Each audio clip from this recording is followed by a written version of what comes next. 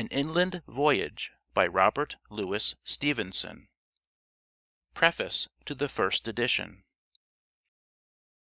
To equip so small a book with a preface is, I am half afraid, to sin against proportion. But a preface is more than an author can resist, for it is the reward of his labors. When the foundation stone is laid, the architect appears with his plans, and struts for an hour before the public eye. So with the writer in his preface. He may have never a word to say, but he must show himself for a moment in the portico, hat in hand, and with an urbane demeanor. It is best, in such circumstances, to represent a delicate shade of manner between humility and superiority, as if the book had been written by someone else, and you had merely run over it and inserted what was good. But for my part, I have not yet learned the trick to that perfection. I am not yet able to dissemble the warmth of my sentiments towards a reader, and if I meet him on the threshold, it is to invite him in with country cordiality. To say truth, I had no sooner finished reading this little book in proof, than I was seized upon by a distressing apprehension. It occurred to me that I might not only be the first to read these pages, but the last as well; that I might have pioneered this very smiling tract of country all in vain, and find not a soul to follow in my steps. The more I thought, the more I disliked the notion, until the distaste grew into a sort of panic terror, and I rushed into this preface, which is no more than an advertisement for readers. What am I to say for my book?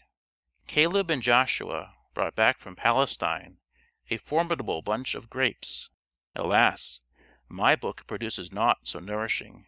And for the matter of that, we live in an age when people prefer a definition to any quantity of fruit. I wonder, would a negative be found enticing? For, from the negative point of view, I flatter myself this volume has a certain stamp. Although it runs to considerably upwards of 200 pages, it contains not a single reference to the imbecility of God's universe, nor so much as a single hint that I could have made a better one myself. I really do not know where my head can have been. I seem to have forgotten all that makes it glorious to be man. 'Tis an omission that renders the book philosophically unimportant, but I am in hopes the eccentricity may please in frivolous circles. To the friend who accompanied me I owe many thanks already. Indeed, I wish I owed him nothing else, but at this moment I feel towards him an almost exaggerated tenderness. He, at least, will become my reader, if it were only to follow his own travels alongside of mine. R.L.S. End of Preface to the First Edition. Section 1. Antwerp to Boom. We made a great stir in Antwerp docks. A stevedore and a lot of dock porters took up the 2 canoes and ran with them for the slip. A crowd of children followed, cheering. The Cigarette went off in a splash and a bubble of small breaking water. Next moment the Arethusa was after her. A steamer was coming down. Men on the paddle box shouted hoarse warnings. The stevedore and his porters were bawling from the quay. But in a stroke or two the canoes were away out in the middle of the Scheldt, and all steamers and stevedores and other longshore vanities were left behind. The sun shone brightly. The tide was making 4 jolly miles an hour. The wind blew steadily, with occasional squalls. For my part, I had never been in a canoe under sail in my life, and my first experiment out in the middle of this big river was not made without some trepidation. What would happen when the wind first caught my little canvas? I suppose it was almost as trying a venture into the regions of the unknown as to publish a first book, or to marry. But my doubts were not of long duration, and in 5 minutes you will not be surprised to learn that I had tied my sheet. I own I was a little struck by this circumstance myself. Of course, in company with the rest of my fellow men, I had always tied the sheet in a sailing boat, but in so little and crank a concern as a canoe, and with these charging squalls, I was not prepared to find myself follow the same principle. And it inspired me with some contemptuous views of our regard for life. It is certainly easier to smoke with the sheet fastened, but I had never before weighed a comfortable pipe of tobacco against an obvious risk, and gravely elected for the comfortable pipe. It is a commonplace that we cannot answer for ourselves before we have been tried, but it is not so common a reflection, and surely more consoling, that we usually find ourselves a great deal braver and better than we thought. I believe this is everyone's experience, but an apprehension that they may belie themselves in the future prevents mankind from trumpeting this cheerful sentiment abroad. I wish sincerely, for it would have saved me much trouble, there had been someone to put me in a good heart about life when I was younger, to tell me how dangers are most portentous on a distant sight, and how the good in a man's spirit will not suffer itself to be overlaid, and rarely or never deserts him in the hour of need. But we are all for tootling on the sentimental flute in literature, and not a man among us will go to the head of the march to sound the heady drums. It was agreeable upon the river. A barge or two went past laden with hay. Reeds and willows bordered the stream, and cattle and grey, venerable horses came and hung their mild heads over the embankment. Here and there was a pleasant village among trees, with a noisy shipping yard. Here and there a villa in a lawn. The wind served us well up the Scheldt and thereafter up the Rupel, and we were running pretty free when we began to sight the brickyards of Boom, lying for a long way on the right bank of the river. The left bank was still green and pastoral, with alleys of trees along the embankment, and here and there a flight of steps to serve a ferry, where perhaps there sat a woman with her elbows on her knees, or an old gentleman with a staff and silver spectacles. But Boom and its brickyards grew smokier and shabbier with every minute, until a great church with a clock, and a wooden bridge over the river, indicated the central quarters of the town. Boom is not a nice place, and is only remarkable for one thing, that the majority of the inhabitants have a private opinion that they can speak English, which is not justified by fact. This gave a kind of haziness to our intercourse. As for the Hôtel de la Navigation, I think it is the worst feature of the place. It boasts of a sanded parlour, with a bar at one end, looking on the street, and another sanded parlour, darker and colder, with an empty bird-cage and a tricolour subscription box by way of sole adornment, where we made shift to dine in the company of 3 uncommunicative engineer apprentices and a silent bagman. The food, as usual in Belgium, was of a nondescript occasional character. Indeed, I have never been able to detect anything in the nature of a meal among this pleasing people. They seem to peck and trifle with viands all day long in an amateur spirit, tentatively French, truly German, and somehow falling between the two. The empty bird-cage, swept and garnished, and with no trace of the old piping favourite, save where 2 wires had been pushed apart to hold its lump of sugar, carried with it a sort of graveyard cheer. The engineer apprentices would have nothing to say to us, nor indeed to the bagman, but talked low and sparingly to one another, or raked us in the gaslight with a gleam of spectacles. For though handsome lads, they were all, in the Scots phrase, barnacled.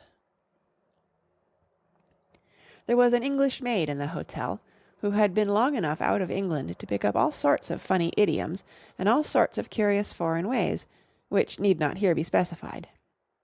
She spoke to us very fluently in her jargon, asked us information as to the manners of the present day in England, and obligingly corrected us when we attempted to answer.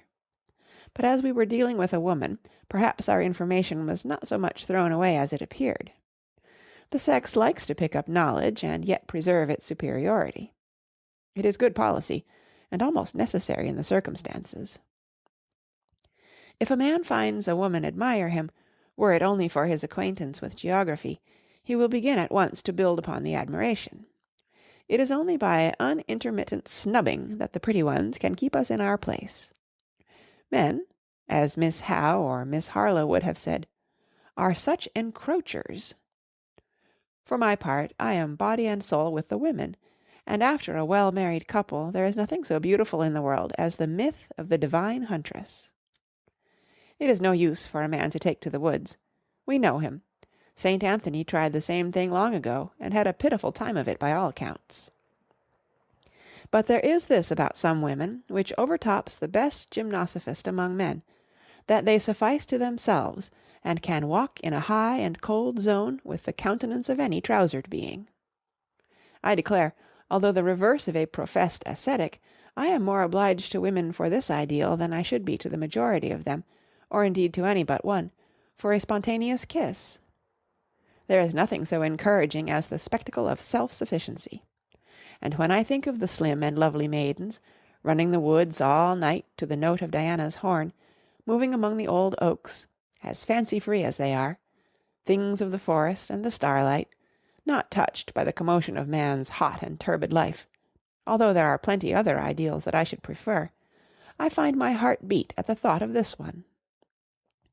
'Tis to fail in life, but to fail with what grace! That is not lost which is not regretted, and where, here slips out the male, where would be much of the glory of inspiring love, if there were no contempt to overcome? End of section 1. Section 2. On the Willbrook Canal. Next morning, when we set forth on the Willbrook Canal, the rain began heavy and chill. The water of the canal stood at about the drinking temperature of tea, and under this cold aspersion the surface was covered with steam. The exhilaration of departure, and the easy motion of the boats under each stroke of the paddles, supported us through this misfortune while it lasted. And when the cloud passed and the sun came out again, our spirits went up above the range of stay-at-home humours. A good breeze rustled and shivered in the rows of trees that bordered the canal. The leaves flickered in and out of the light in tumultuous masses. It seemed sailing weather to eye and ear, but down between the banks the wind reached us only in faint and desultory puffs. There was hardly enough to steer by. Progress was intermittent and unsatisfactory. A jocular person of marine antecedents hailed us from the tow-path with a "C'est vite, mais c'est long." The canal was busy enough. Every now and then we met or overtook a long string of boats with great green tillers, high sterns with a window on either side of the rudder, and perhaps a jug or a flower-pot in one of the windows. A dinghy followed behind, a woman busied about the day's dinner, and a handful of children. These barges were all tied one behind the other with tow-ropes, to the number of 25 or 30, and the line was headed and kept in motion by a steamer of strange construction. It had neither paddle-wheel nor screw, but by some gear not rightly comprehensible to the unmechanical mind, it fetched up over its bow a small bright chain, which lay along the bottom of the canal, and paying it out again over the stern, dragged itself forward, link by link, with its whole retinue of loaded scows. Until one had found out the key to the enigma, there was something solemn and uncomfortable in the progress of one of these trains as it moved gently along the water, with nothing to mark its advance but an eddy alongside, dying away into the wake. Of all the creatures of commercial enterprise, a canal barge is by far the most delightful to consider.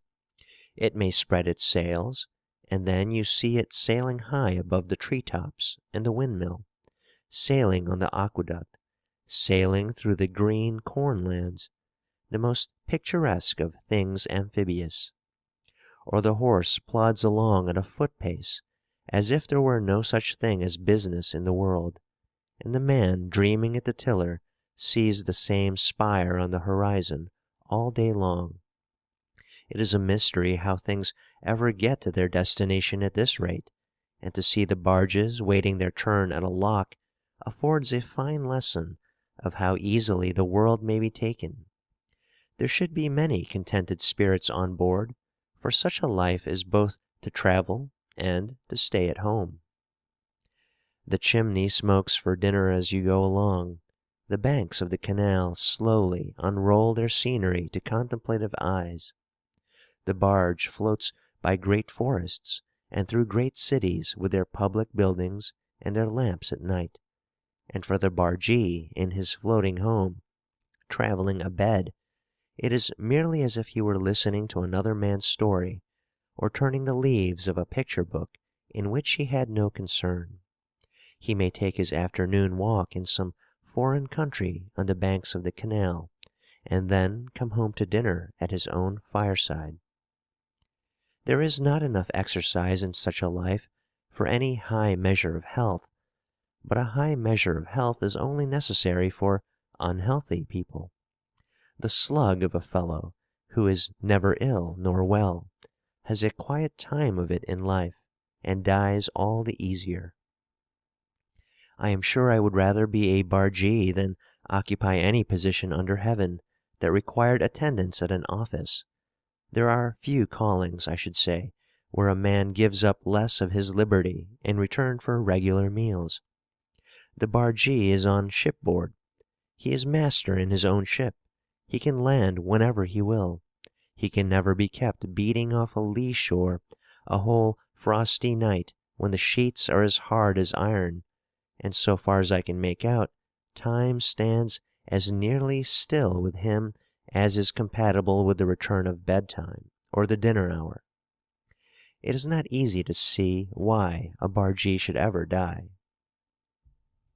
Halfway between Willebroek and Vilvoorde, in a beautiful reach of canal like a squire's avenue, we went ashore to lunch. There were 2 eggs, a junk of bread, and a bottle of wine on board the Arethusa, and 2 eggs and an Etna cooking apparatus on board the Cigarette. The master of the latter boat smashed one of the eggs in the course of disembarkation, but observing pleasantly that it might still be cooked à la papier, he dropped it into the Etna in its covering of Flemish newspaper. We landed in a blink of fine weather, but we had not been 2 minutes ashore before the wind freshened into half a gale, and the rain began to patter on our shoulders. We sat as close about the Etna as we could. The spirits burned with great ostentation. The grass caught flame every minute or two, and had to be trodden out, and before long there were several burnt fingers of the party. But the solid quantity of cookery accomplished was out of proportion with so much display, and when we desisted, after 2 applications of the fire, the sound egg was little more than lukewarm, and as for à la papier, it was a cold and sordid fricassee of printer's ink and broken eggshell. We made shift to roast the other 2 by putting them close to the burning spirits, and that with better success. And then we uncorked the bottle of wine, and sat down in a ditch, with our canoe aprons over our knees. It rained smartly. Discomfort, when it is honestly uncomfortable and makes no nauseous pretensions to the contrary, is a vastly humorous business, and people well steeped and stupefied in the open air are in a good vein for laughter. From this point of view, even egg à la papier, offered by way of food, may pass muster as a sort of accessory to the fun. But this manner of jest, although it may be taken in good part, does not invite repetition, and from that time forward the Etna voyaged like a gentleman in the locker of the Cigarette. It is almost unnecessary to mention that when lunch was over and we got aboard again and made sail, the wind promptly died away. The rest of the journey to Vilvoorde we still spread our canvas to the unfavouring air, and with now and then a puff, and now and then a spell of paddling, drifted along from lock to lock between the orderly trees. It was a fine, green, fat landscape, or rather a mere green water lane going on from village to village. Things had a settled look, as in places long lived in. crop-headed children spat upon us from the bridges as we went below, with a true conservative feeling. But even more conservative were the fishermen, intent upon their floats, who let us go by without one glance. They perched upon sterlings and buttresses, and along the slope of the embankment, gently occupied. They were indifferent, like pieces of dead nature. They did not move any more than if they had been fishing in an old Dutch print. The leaves fluttered, the water lapped, but they continued in one stay like so many churches established by law. You might have trepanned every one of their innocent heads, and found no more than so much coiled fishing-line below their skulls. I do not care for your stalwart fellows in india-rubber stockings breasting up mountain torrents with a salmon rod, but I do dearly love the class of man who plies his unfruitful art for ever and a day by still and depopulated waters. At the last lock, just beyond Vilvoorde, there was a lock-mistress who spoke French comprehensibly, and told us we were still a couple of leagues from Brussels. At the same place the rain began again. It fell in straight, parallel lines, and the surface of the canal was thrown up into an infinity of little crystal fountains. There were no beds to be had in the neighbourhood. Nothing for it but to lay the sails aside and address ourselves to steady paddling in the rain. Beautiful country houses, with clocks and long lines of shuttered windows, and fine old trees standing in groves and avenues, gave a rich and sombre aspect in the rain and the deepening dusk to the shores of the canal. I seem to have seen something of the same effect in engravings, opulent landscapes, deserted and overhung with the passage of storm. And throughout we had the escort of a hooded cart, which trotted shabbily along the tow-path, and kept at an almost uniform distance in our wake.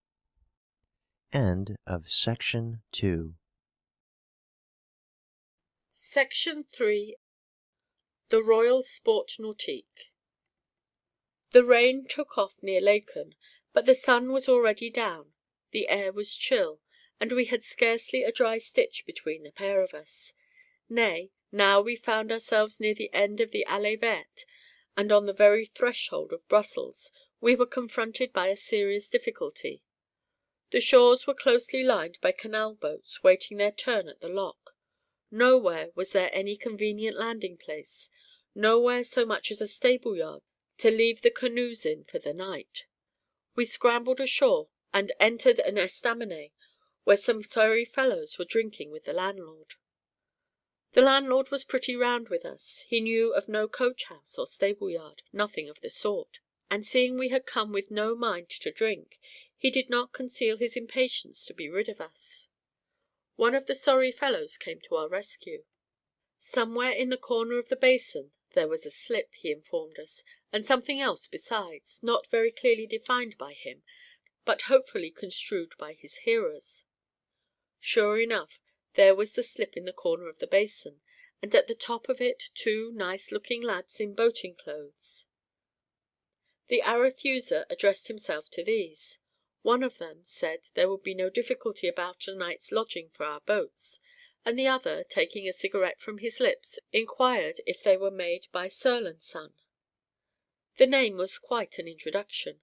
Half a dozen other young men came out of the boat-house bearing the subscription Royal Sport Nautique, and joined in the talk. They were all very polite, voluble, and enthusiastic, and their discourse was interlarded with English boat terms, and the names of English boat builders, and English clubs. I do not know, to my shame, any spot in my native land where I should have been so warmly received by the same number of people.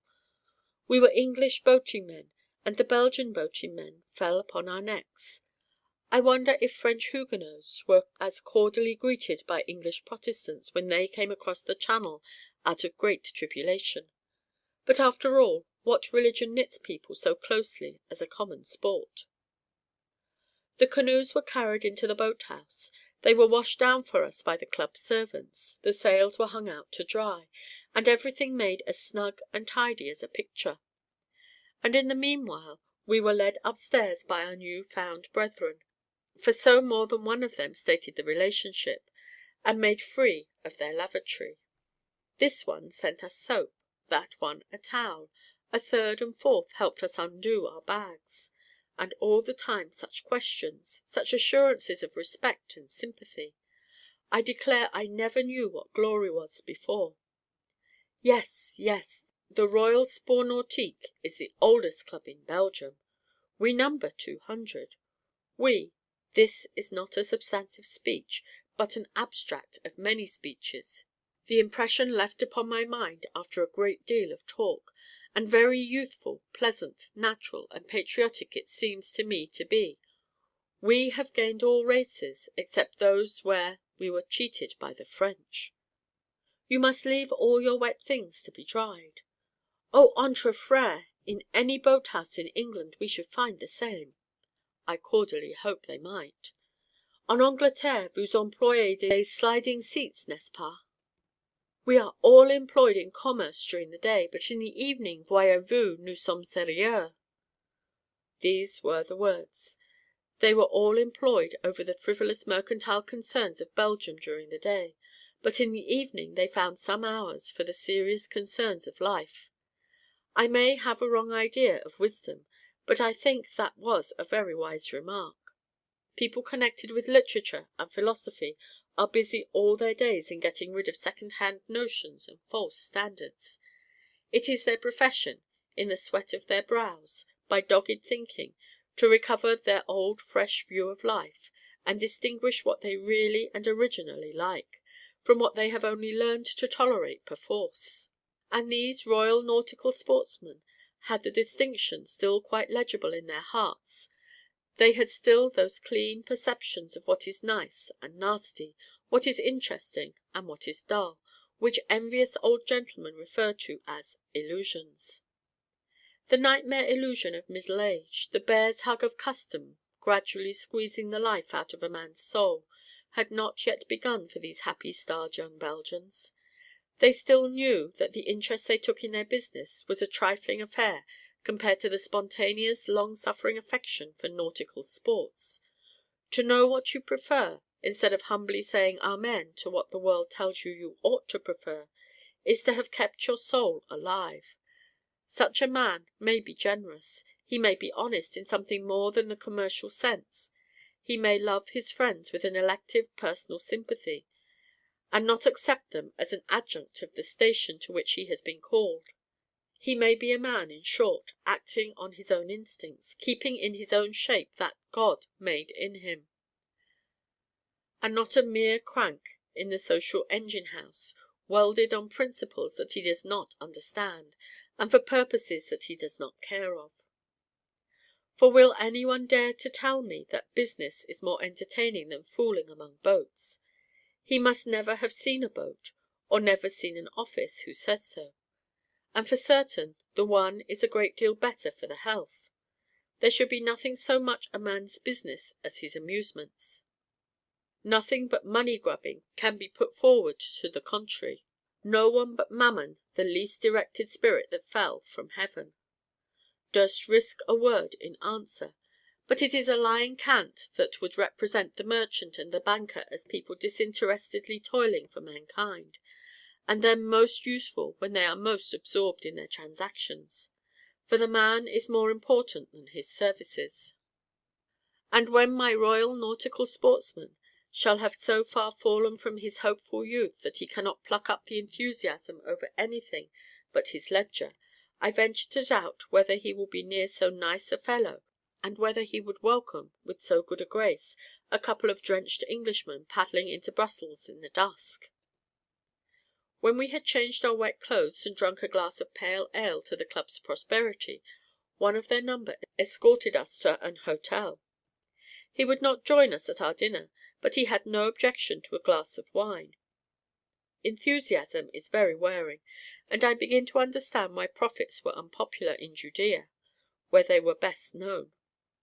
For 3 stricken hours did this excellent young man sit beside us to dilate on boats and boat races, and before he left he was kind enough to order our bedroom candles.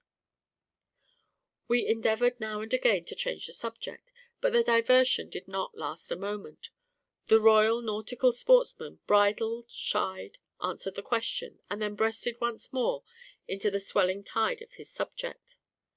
I call it his subject, but I think it was he who was subjected. The Arethusa, who holds all racing as a creature of the devil, found himself in a pitiful dilemma. He durst not know his ignorance for the honour of old England, and spoke away about English clubs and English oarsmen whose fame had never before come to his ears. Several times, and once above all, on the question of sliding seats, he was within an acre of exposure. As for the Cigarette, who has rode races in the heat of his blood, but now disowns these slips of his wanton youth, his case was still more desperate. For the Royal Nautical proposed that he should take an oar in one of their 8s on the morrow, to compare the English with the Belgian stroke. I could see my friend perspiring in his chair whenever that particular topic came up. And there was yet another proposal which had the same effect on both of us.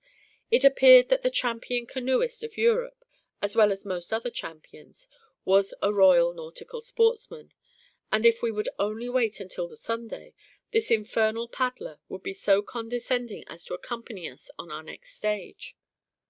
Neither of us had the least desire to drive the coursers of the sun against Apollo.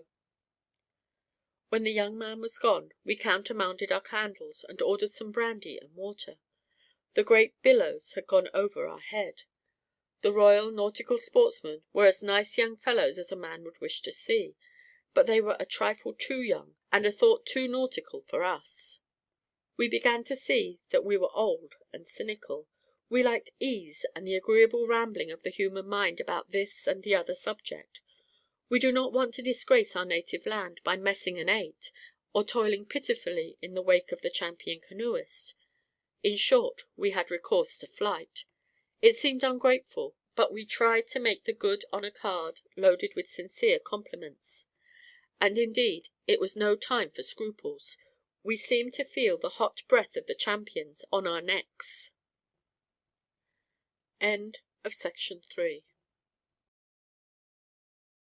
Section 4 of an Inland Journey at Maubeuge. Partly from the terror we had of our good friends the Royal Nauticals, partly from the fact that there were no fewer than 55 locks between Brussels and Charleroi, we concluded that we should travel by train across the frontier, boats and all. 55 locks in a day's journey was pretty well tantamount to trudging the whole distance on foot, with the canoes upon our shoulders, an object of astonishment to the trees on the canal side, and of honest derision to all right-thinking children. To pass the frontier, even in a train, is a difficult matter for the Arethusa.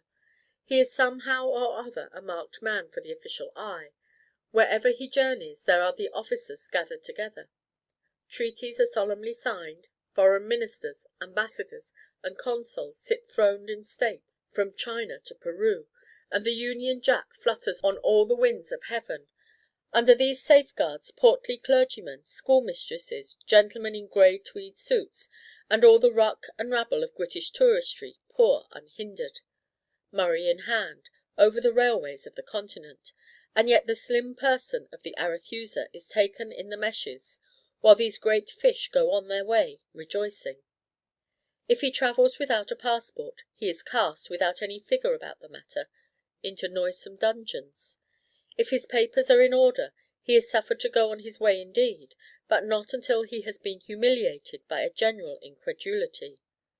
He is a born British subject, yet he has never succeeded in persuading a single official of his nationality. He flatters himself he is indifferent honest, yet he is rarely taken for anything better than a spy, and there is no absurd and disreputable means of livelihood but has been attributed to him in some heat of official or popular distrust. For the life of me, I cannot understand it. I too have been knolled to church, and sat at good men's feasts, but I bear no mark of it. I am as strange as a Jack Indian to their official spectacles. I might come from any part of the globe, it seems, except from where I do. My ancestors have laboured in vain, and the glorious Constitution cannot protect me in my walks abroad. It is a great thing, believe me, to present a good normal type of the nation you belong to. Nobody else was asked for his papers on the way to Maubeuge, but I was, and although I clung to my rights, I had to choose at last between accepting the humiliation and being left behind by the train. I was sorry to give way, but I wanted to get to Maubeuge. Maubeuge is a fortified town with a very good inn, the Grand Cerf. It seemed to be inhabited principally by soldiers and bagmen, at least these were all that we saw, except the hotel servants. We had to stay there some time, for the canoes were in no hurry to follow us, and at last stuck hopelessly in the custom house until we went back to liberate them. But there was nothing to do, nothing to see. We had good meals, which was a great matter, but that was all. The Cigarette was nearly taken up upon a charge of drawing the fortifications, a feat of which he was hopelessly incapable. And besides, as I suppose each belligerent nation has a plan of the other's fortified places already, these precautions are of the nature of shutting the stable door after the steed is away. But I have no doubt they help to keep up a good spirit at home. It is a great thing if you can persuade people that they are somehow or other partakers in a mystery. It makes them feel bigger. Even the Freemasons, who have been shown up to satiety, preserve a kind of pride, and not a grocer among them, however honest, harmless, and empty-headed he may feel himself to be at bottom, but comes home from one of their coenacula with a portentous significance for himself. It is an odd thing how happily two people, if there are two, can live in a place where they have no acquaintance. I think the spectacle of a whole life in which you have no part paralyzes personal desire. You are content to become a mere spectator. The baker stands at his door, the colonel with his 3 medals goes by to the café at night, the troops drum and trumpet and man the ramparts, as bold as so many lions. It would task language to say how placidly you behold all this. In a place where you have taken some root, you are provoked out of your indifference. You have a hand in the game. Your friends are fighting with the army. But in a strange town, not small enough to grow too soon familiar, nor so large as to have laid itself out for travellers, you stand so far apart from the business that you positively forget it would be possible to go nearer.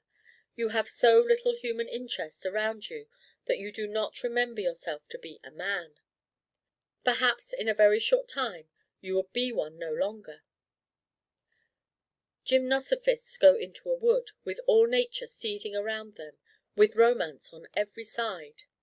It would be much more to the purpose if they took up their abode in a dull country town, where they should see just so much of humanity as to keep them from desiring more, and only the stale externals of man's life. These externals are as dead to us as so many formalities, and speak a dead language in our eyes and ears. They have no more meaning than an oath or a salutation. We are so much accustomed to see married couples going to church of a Sunday that we have clean forgotten what they represent, and novelists are driven to rehabilitate adultery no less, when they wish to show us what a beautiful thing it is for a man and a woman to live for each other. One person in Maubeuge, however, showed me something more than his outside.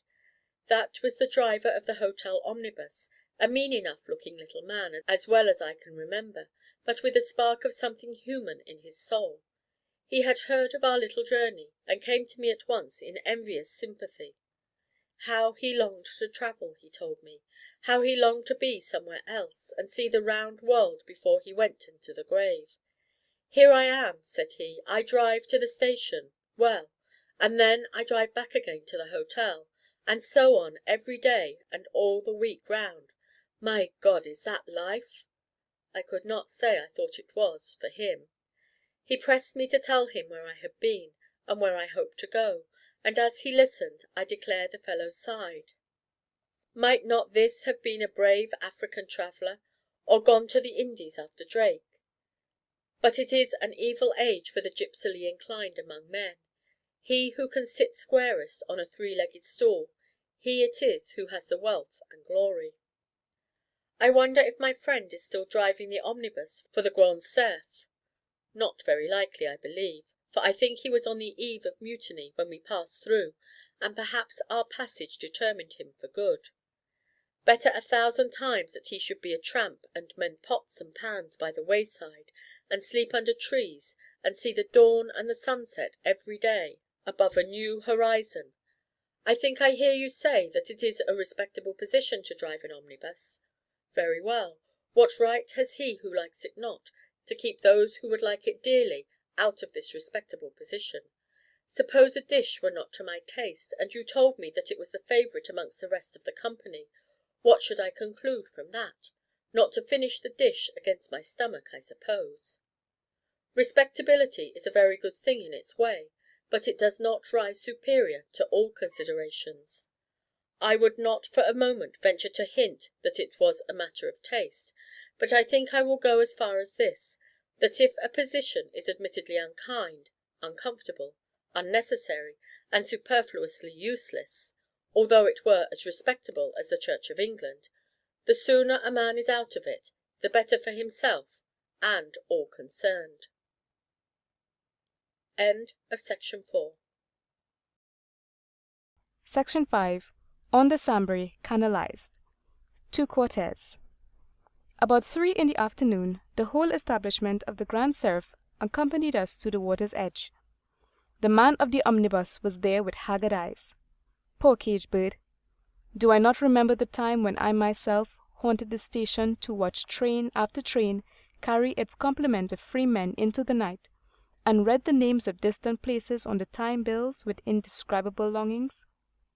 We were not clear of the fortifications before the rain began.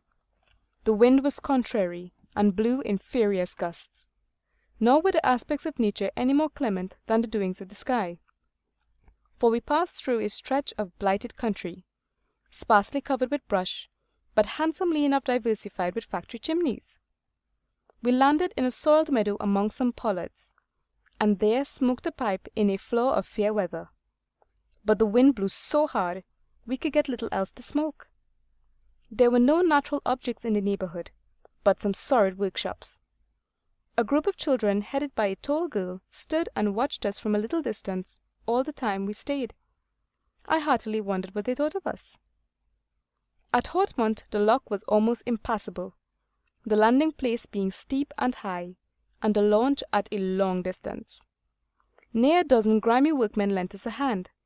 They refused any reward, and, what is much better, refused it handsomely, without conveying any sense of insult. "It is a way we have in our countryside," said they, "and a very becoming way it is. In Scotland, where also you will get services for nothing, the good people reject your money as if you had been trying to corrupt a voter. When people take the trouble to do dignified acts, it is worth while to take a little more, and allow the dignity to be common to all concerned.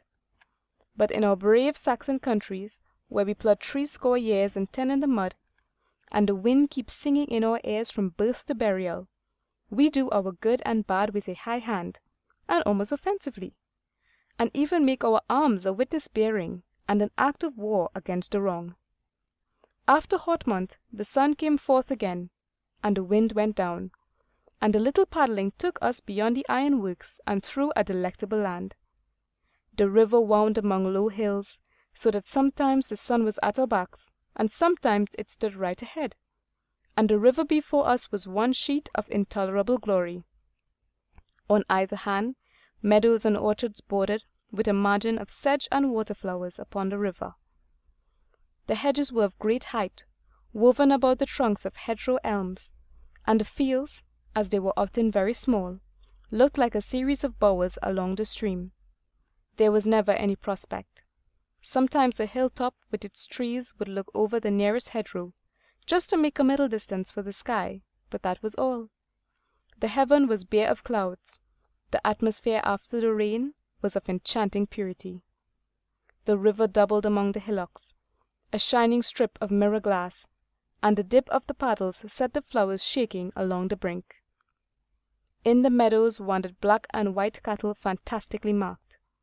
One beast, with a white head and the rest of the body glossy black, came to the edge to drink, and stood gravely twitching his ears at me as I went by, like some sort of preposterous clergyman in a play. A moment after I heard a loud plunge, and, turning my head, saw the clergyman struggling to shore. The bank had given way under his feet. Besides the cattle we saw no living things except a few birds and a great many fishermen. These sat along the edges of the meadows, sometimes with one rod, sometimes with as many as half a score. They seemed stupefied with contentment, and, when we induced them to exchange a few words with us about the weather, their voices sounded quiet and far away. There was a strange diversity of opinion among them as to the kind of fish for which they set their lures, although they were all agreed in this, that the river was abundantly supplied. Where it was plain that no two of them had ever caught the same kind of fish, we could not help suspecting that perhaps not any one of them had ever caught a fish at all. I hope, since the afternoon was so lovely, that they were one and all rewarded, and that the silver booty went home in every basket for the pot. Some of my friends would cry shame on me for this, but I prefer a man, were he only an angler, to the bravest pair of gills in all God's waters. I do not affect fishes unless when cooked in sauce, whereas an angler is an important piece of river scenery, and hence deserves some recognition among canoeists. He can always tell you where you are after a mild fashion, and his quiet presence serves to accentuate the solitude and stillness, and remind you of the glittering citizens below your boat. The Sambre turned so industriously to and fro among his little hills that it was past 6 before we drew near the lock at Cortez. There were some children on the towpath, with whom the Cigarette fell into a chaffing talk as they ran along beside us. It was in vain that I warned him. In vain I told him, in English, that the boys were the most dangerous creatures, and if once you began with them, it was safe to end in a shower of stones. For my own part, whenever anything was addressed to me, I smiled gently and shook my head as though I were an inoffensive person inadequately acquainted with French. For indeed I have had such experience at home, that I would sooner meet many wild animals than a troop of healthy urchins. But I was doing injustice to these peaceable young Hainaulters. When the Cigarette went off to make inquiries, I got out upon the bank to smoke a pipe and superintend the boats, and became at once the centre of much amiable curiosity. The children had been joined by this time by a young woman and a mild lad who had lost an arm, and this gave me more security. When I let slip my first word or so in French, a little girl nodded her head with a comical grown-up air. "Ah, you see," she said, "he understands well enough now. He was just making believe." And the little group laughed together very good-naturedly. They were much impressed when they heard we came from England, and the little girl proffered the information that England was an island and a far way from here, bien loin d'ici. "Ah, you may say that, a far way from here," said the lad with one arm. I was as nearly homesick as I ever was in my life. They seemed to make it such an incalculable distance to the place where I first saw the day. They admired the canoes very much, and I observed one piece of delicacy in these children which is worthy of record. They had been deafening us for the last 100 yards with petitions for a sail. Aye, and they deafened us to the same tune next morning when we came to start. But then, when the canoes were lying empty, there was no word of any such petition. Delicacy? Or perhaps a bit of fear for the water in so crank a vessel. I hate cynicism a great deal worse than I do the devil, unless perhaps the two were the same thing. And yet 'tis a good tonic, the cold tub and bath towel of the sentiments, and positively necessary to life in cases of advanced sensibility. From the birds they turned to my costume. They could not make enough of my red sash, and my knife filled them with awe. "They make them like that in England," said the boy with one arm. I was glad he did not know how badly we make them in England nowadays. "They are for people who go away to sea," he added, "and to defend one's life against great fish." I felt I was becoming more and more romantic figure to the little group at every word. And so I suppose I was. Even my pipe, although it was an ordinary French clay, pretty well trousered, as they call it, would have a rarity in their eyes, as a thing coming from so far away. And if my feathers were not very fine in themselves, they were all from overseas. One thing in my outfit, however, tickled them out of all politeness, and that was the bemired condition of my canvas shoes. I suppose they were sure the mud at any rate was a home product. The little girl, who was the genius of the party, displayed her own sabots in competition, and I wish you could have seen how gracefully and merrily she did it.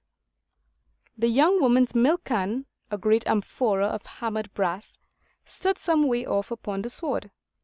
I was glad of an opportunity to divert public attention from myself, and return some of the compliments I had received. So I admired it cordially, both for form and colour, telling them, and very truly, that it was as beautiful as gold. They were not surprised. The things were plainly the boast of the countryside, and the children expatiated on the costliness of these amphorae, which sell sometimes as high as 30 francs apiece, told me how they were carried on donkeys, one on either side of the saddle, a brave caparison in themselves, and how they were to be seen all over the district, and at the larger farms in great number and of great size. End of section 5. Section 6. Pensus sombre. We are peddlers. The Cigarette returned with good news. There were beds to be had, some 10 minutes' walk from where we were, at a place called Pont. We stowed the canoes in a granary, and asked among the children for a guide. The circle at once widened round us, and our offers of reward were received in dispiriting silence. We were plainly a pair of Bluebeards to the children. They might speak to us in public places, and where they had the advantage of numbers. But it was another thing to venture off alone with two uncouth and legendary characters, who had dropped from the clouds upon their hamlet this quiet afternoon, sashed and benived, and with a flavour of great voyages.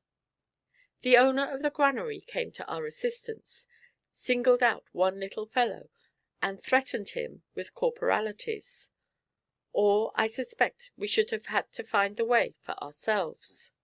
As it was, he was more frightened at the granary man than the strangers, having perhaps had some experience of the former. But I fancy his little heart must have been going at a fine rate, for he kept trotting at a respectful distance in front, and looking back at us with scared eyes.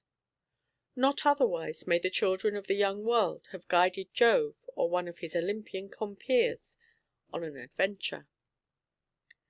A miry lane led us up from Chartres, with its church and bickering windmill. The hinds were trudging homewards from their fields. A brisk little woman passed us by. She was seated across a donkey between a pair of glittering milk cans, and, as she went, she kicked jauntily with her heels upon the donkey's side, and scattered shrill remarks among the wayfarers. It was notable that none of the tired men took the trouble to reply. Our conductor soon led us out of the lane and across the country. The sun had gone down, but the west in front of us was one lake of level gold. The path wandered a while in the open, and then passed under a trellis like a bower indefinitely prolonged. On either hand were shadowy orchards. Cottages lay low among the leaves, and sent their smoke to heaven. Every here and there in an opening appeared the great gold face of the west. I never saw the Cigarette in such an idyllic frame of mind. He waxed positively lyrical in praise of country scenes. I was a little less exhilarated myself. The mild air of the evening, the shadows, the rich lights, and the silence, made a symphonious accompaniment for our walk, and we both determined to avoid towns for the future and sleep in hamlets. At last the path went between two houses, and turned the party out into a wide muddy high road, bordered, as far as the eye could reach on either hand, by an unsightly village. The houses stood well back, leaving a ribbon of waste land on either side of the road, where there were stacks of firewood, carts, barrows, rubbish heaps, and a little doubtful grass. Away on the left, a gaunt tower stood in the middle of the street. What it had been in past ages I know not. Probably a hold in time of war, but nowadays it bore an illegible dial-plate in its upper parts, and near the bottom an iron letter-box. The inn to which we had been recommended at Quartes was full, or else the landlady did not like our looks. I ought to say that with our long, damp india-rubber bags we represented rather a doubtful type of civilization, like rag-and-bone men, the Cigarette imagined. "These gentlemen are pedlars? Ces messieurs sont les marchands?" asked the landlady, and then, without waiting for an answer, which I suppose she thought superfluous in so plain a case, recommended us to a butcher who lived hard by the tower, and took in travellers to lodge. Thither went we, but the butcher was flitting, and all his beds were taken down, or else he didn't like our look. As a parting shot we had, "These gentlemen are pedlars?" It began to grow dark in earnest. We could no longer distinguish the faces of the people who passed us by with an inarticulate good evening. And the householders of Pont seemed very economical with their oil, for we saw not a single window lighted in all that long village. I believe it is the longest village in the world, but I dare say in our predicament every pace counted 3 times over. We were much cast down when we came to the last auberge, and looking in at the dark door asked timidly if we could sleep there for the night. A female voice assented in no very friendly tones. We clapped the bags down and found our way to chairs.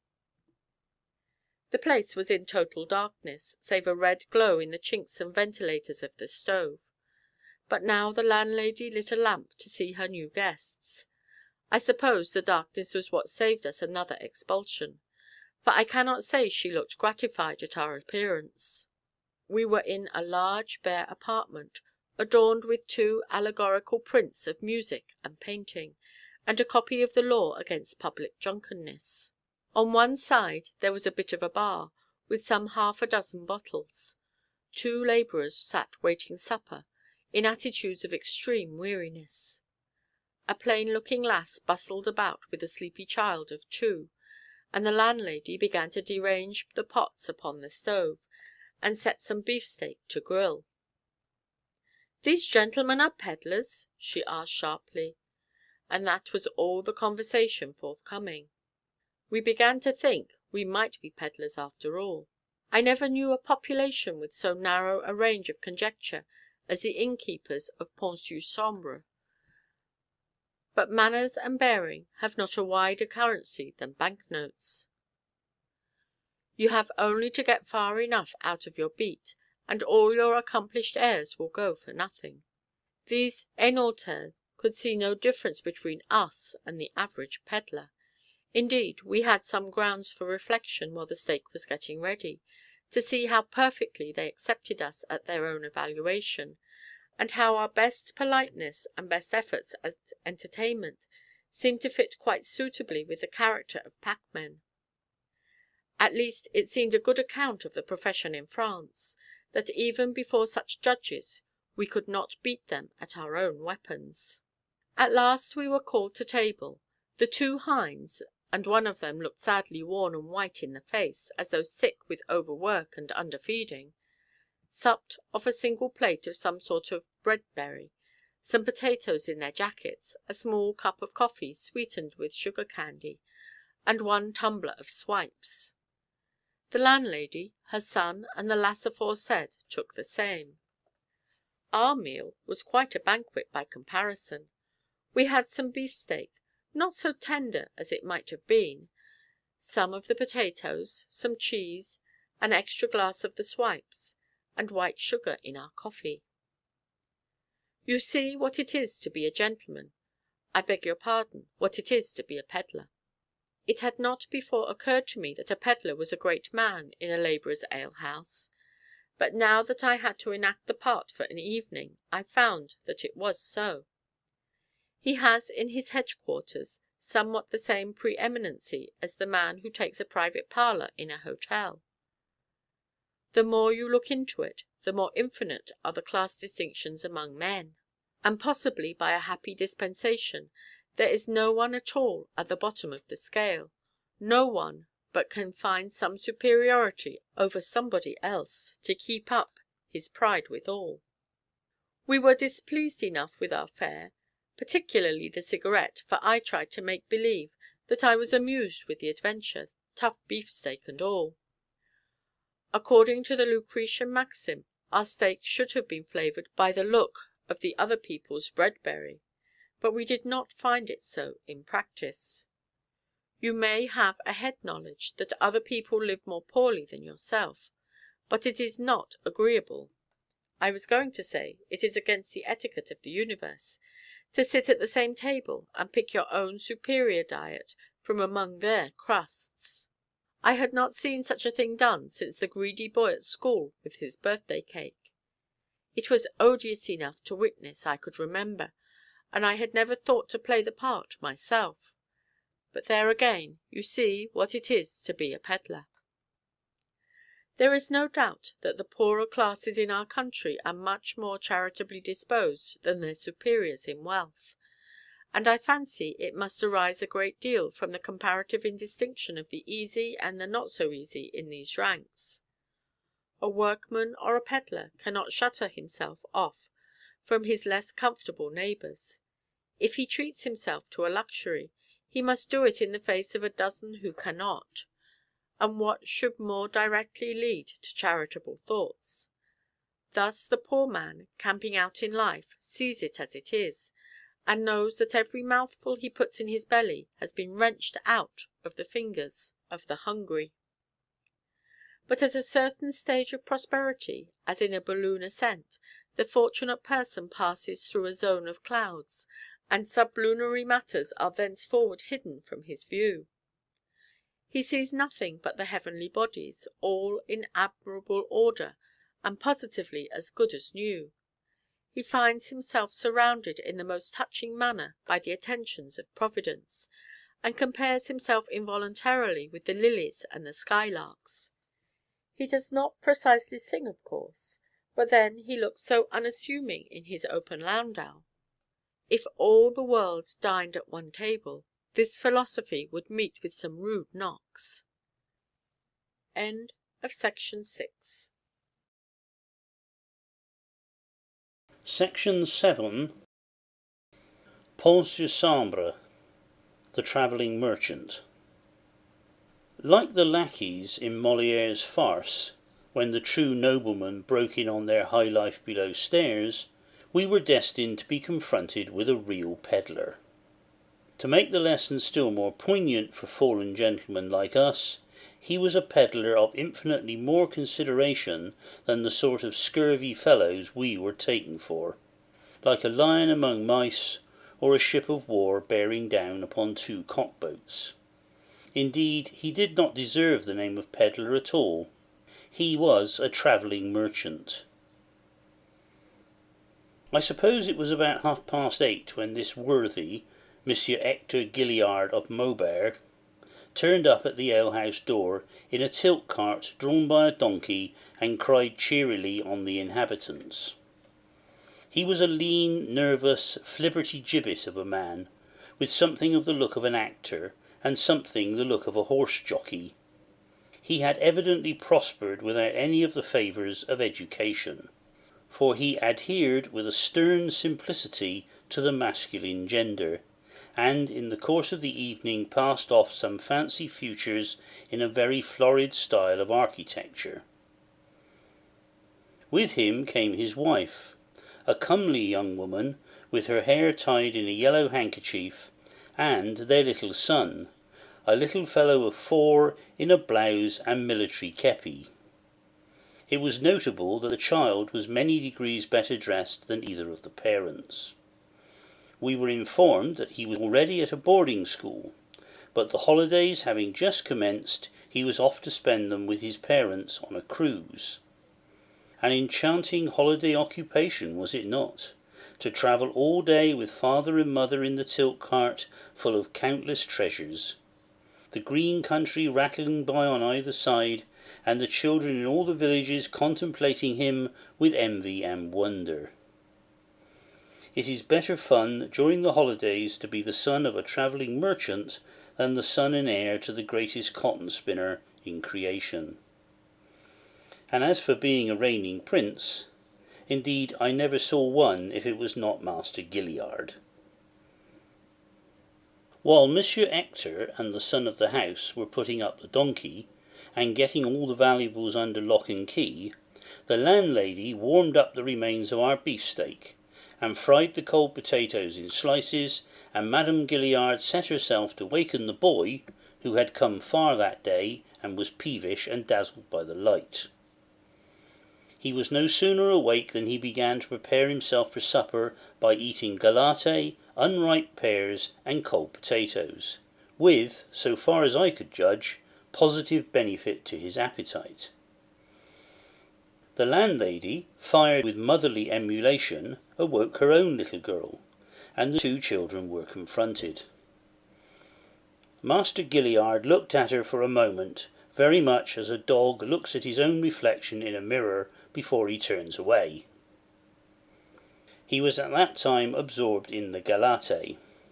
His mother seemed crestfallen that he should display so little inclination towards the other sex, and expressed her disappointment with some candour and a very proper reference to the influence of years. Sure enough, a time will come when he will pay more attention to the girls and think a great deal less of his mother. Let us hope that she will like it as well as she seems to fancy. But it is odd enough, the very women who profess most contempt for mankind as a sex seem to find even its ugliest particulars rather lively and high-minded in their own sons.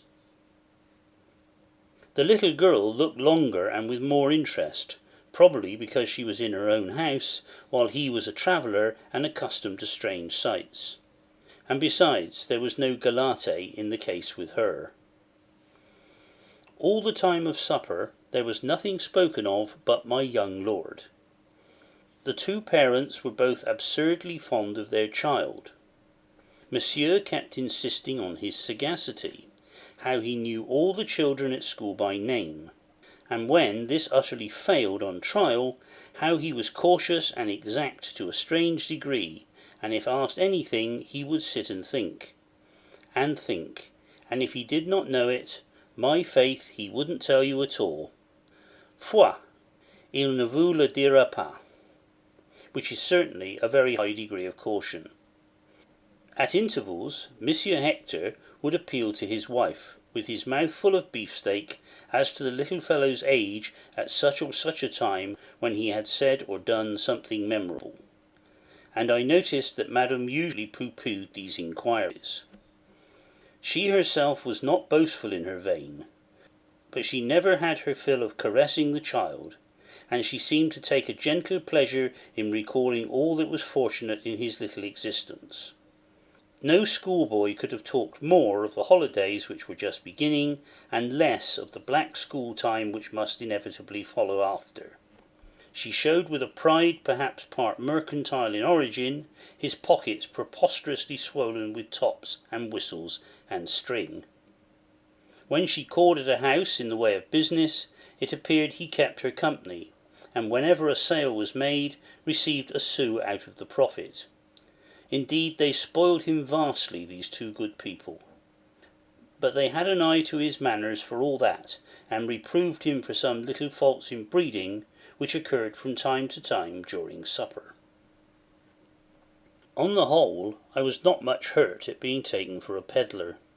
I might think that I ate with greater delicacy, or that my mistakes in French belonged to a different order, but it was plain that these distinctions would be thrown away upon the landlady and the two labourers.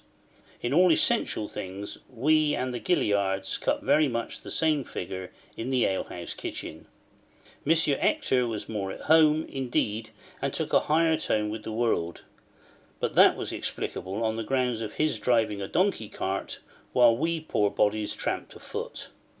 I dare say the rest of the company thought us dying with envy, though in no ill sense, to be as far up in the profession as the new arrival. And of one thing I am sure, that everyone thawed and became more humanized and conversable as soon as these innocent people appeared upon the scene. I would not very readily trust the travelling merchant with any extravagant sum of money, but I am sure his heart was in the right place.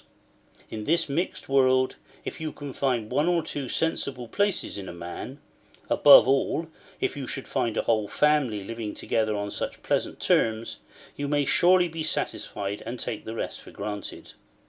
Or, what is a great deal better, boldly make up your mind that you can do perfectly well without the rest, and that 10,000 bad traits cannot make a single good one any the less good. It was getting late. Monsieur Hector lit a stable lantern and went off to his cart for some arrangements, and my young gentleman proceeded to divest himself of the better part of his raiment, and play gymnastics on his mother's lap and thence on to the floor, with accompaniment of laughter. "Are you going to sleep alone?" asked the servant lass. "There's little fear of that," said Master Gilliard. "You sleep alone at school," objected his mother. "Come, come, you must be a man." But he protested that school was a different matter from the holidays, that there were dormitories at school, and silenced the discussion with kisses, his mother smiling, no one better pleased than she. There certainly was, as he phrased it, very little fear that he should sleep alone, for there was but one bed for the trio. We, on our part, had firmly protested against one man's accommodation for two, and we had a double-bedded pen in the loft of the house, furnished, besides the beds, with exactly 3 hat-pegs and 1 table. There was not so much as a glass of water, but the window would open by good fortune. Some time before I fell asleep, the loft was full of the sound of mighty snoring, the Gilliards and the labourers and the people of the inn, all in it, I suppose, with one consent. The young moon outside shone very clearly over Pont-sur-Sambre, and down upon the alehouse, where all we pedlars were abed. End of section 7.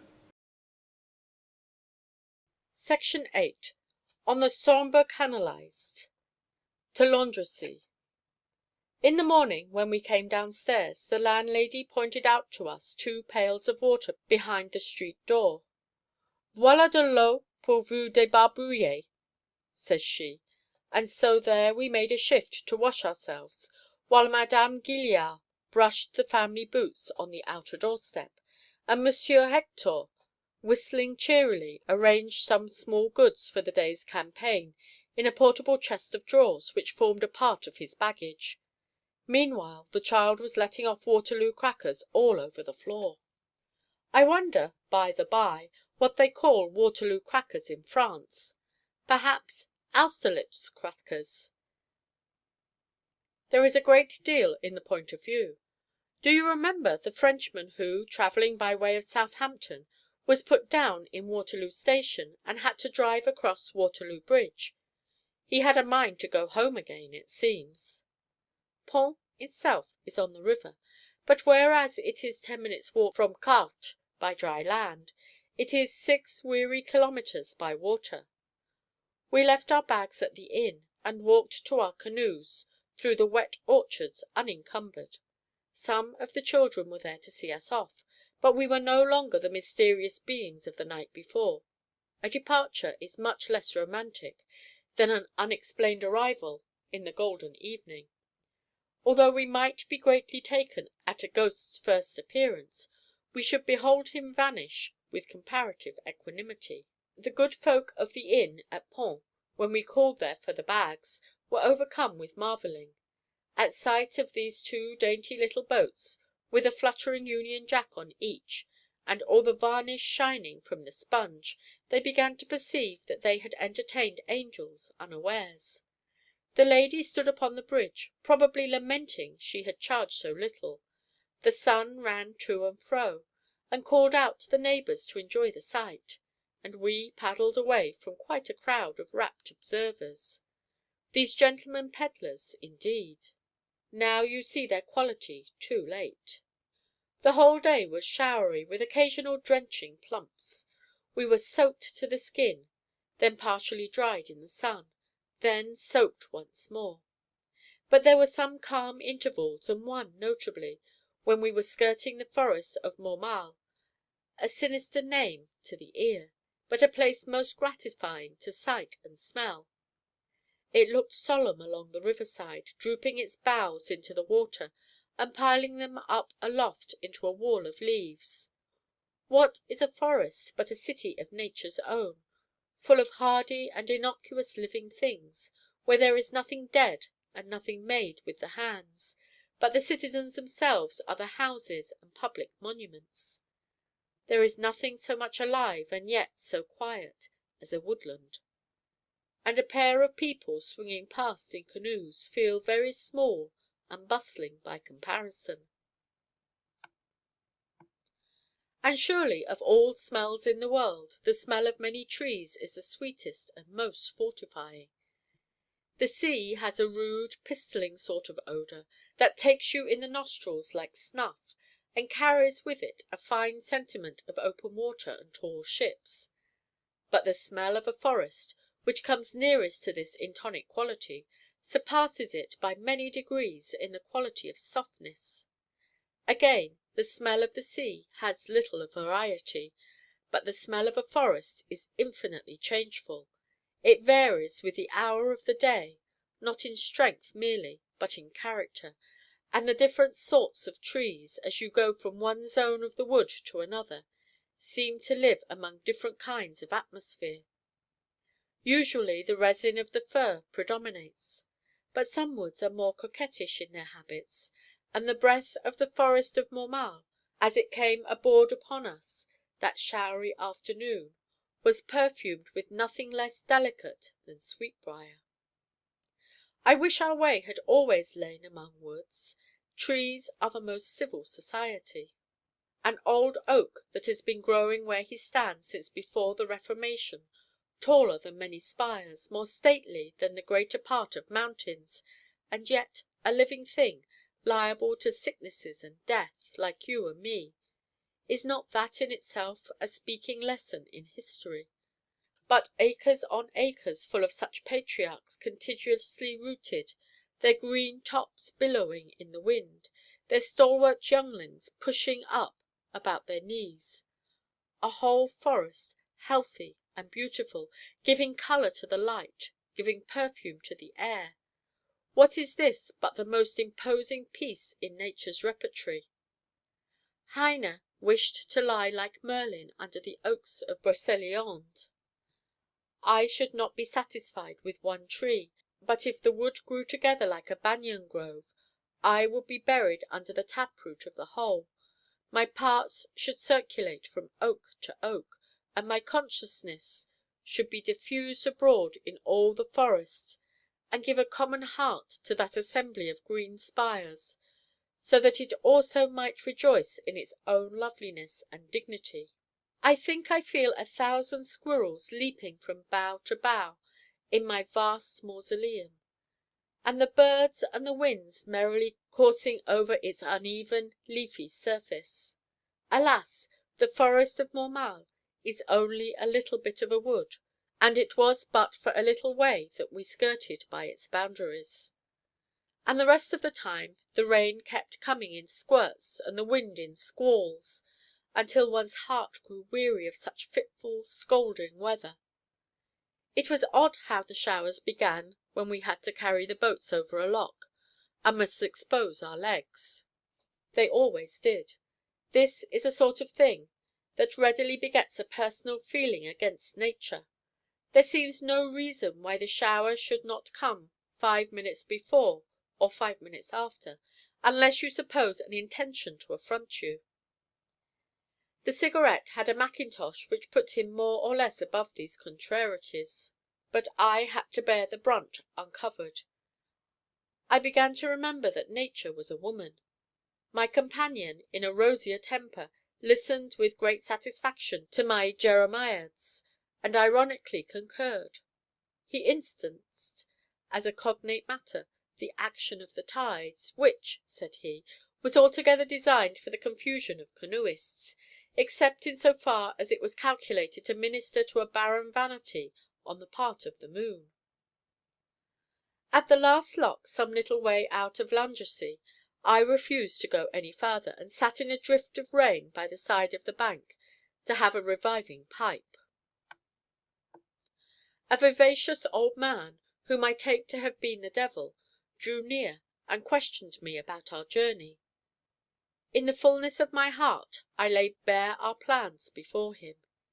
He said it was the silliest enterprise that ever he heard of. Why, did I not know, he asked me, that it was nothing but locks, locks, locks, the whole way? Not to mention that, at this season of the year, we should find the Oise quite dry. "Get into a train, my little young man," said he, "ay, and go you away home to your parents." I was so astounded at the man's malice that I could only stare at him in silence. A tree would never have spoken to me like this. At last I got out with some words. We had come from Antwerp already, I told him, which was a good long way, and we should do the rest in spite of him. Yes, I said, if there were no other reason, I would do it now, just because he had dared to say we could not. The pleasant old gentleman looked at me sneeringly, made an allusion to my canoe, and marched off, waggling his head. I was still inwardly fuming, when up came a pair of young fellows who imagined I was the Cigarette's servant, on a comparison, I suppose, of my bare jersey with the other's mackintosh, and asked me many questions about my place and my master's character. I said he was a good enough fellow, but had this absurd voyage on the head. "Oh, no, no," said one, "you must not say that. It is not absurd. It is very courageous of him." I believe these were a couple of angels sent to give me heart again. It was truly fortifying to reproduce all the old man's insinuations, as if they were original to me in my character of a malcontent footman, and have them brushed away like so many flies by these admirable young men. When I recounted this affair to the Cigarette, "They must have a curious idea of how English servants behave," says he, dryly, "for you treated me like a brute beast at the lock." I was a good deal mortified, but my temper had suffered, it is a fact.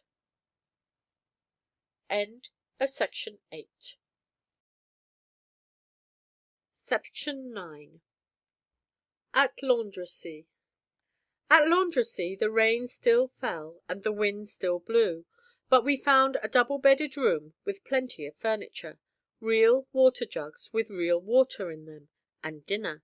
A real dinner, not innocent of real wine.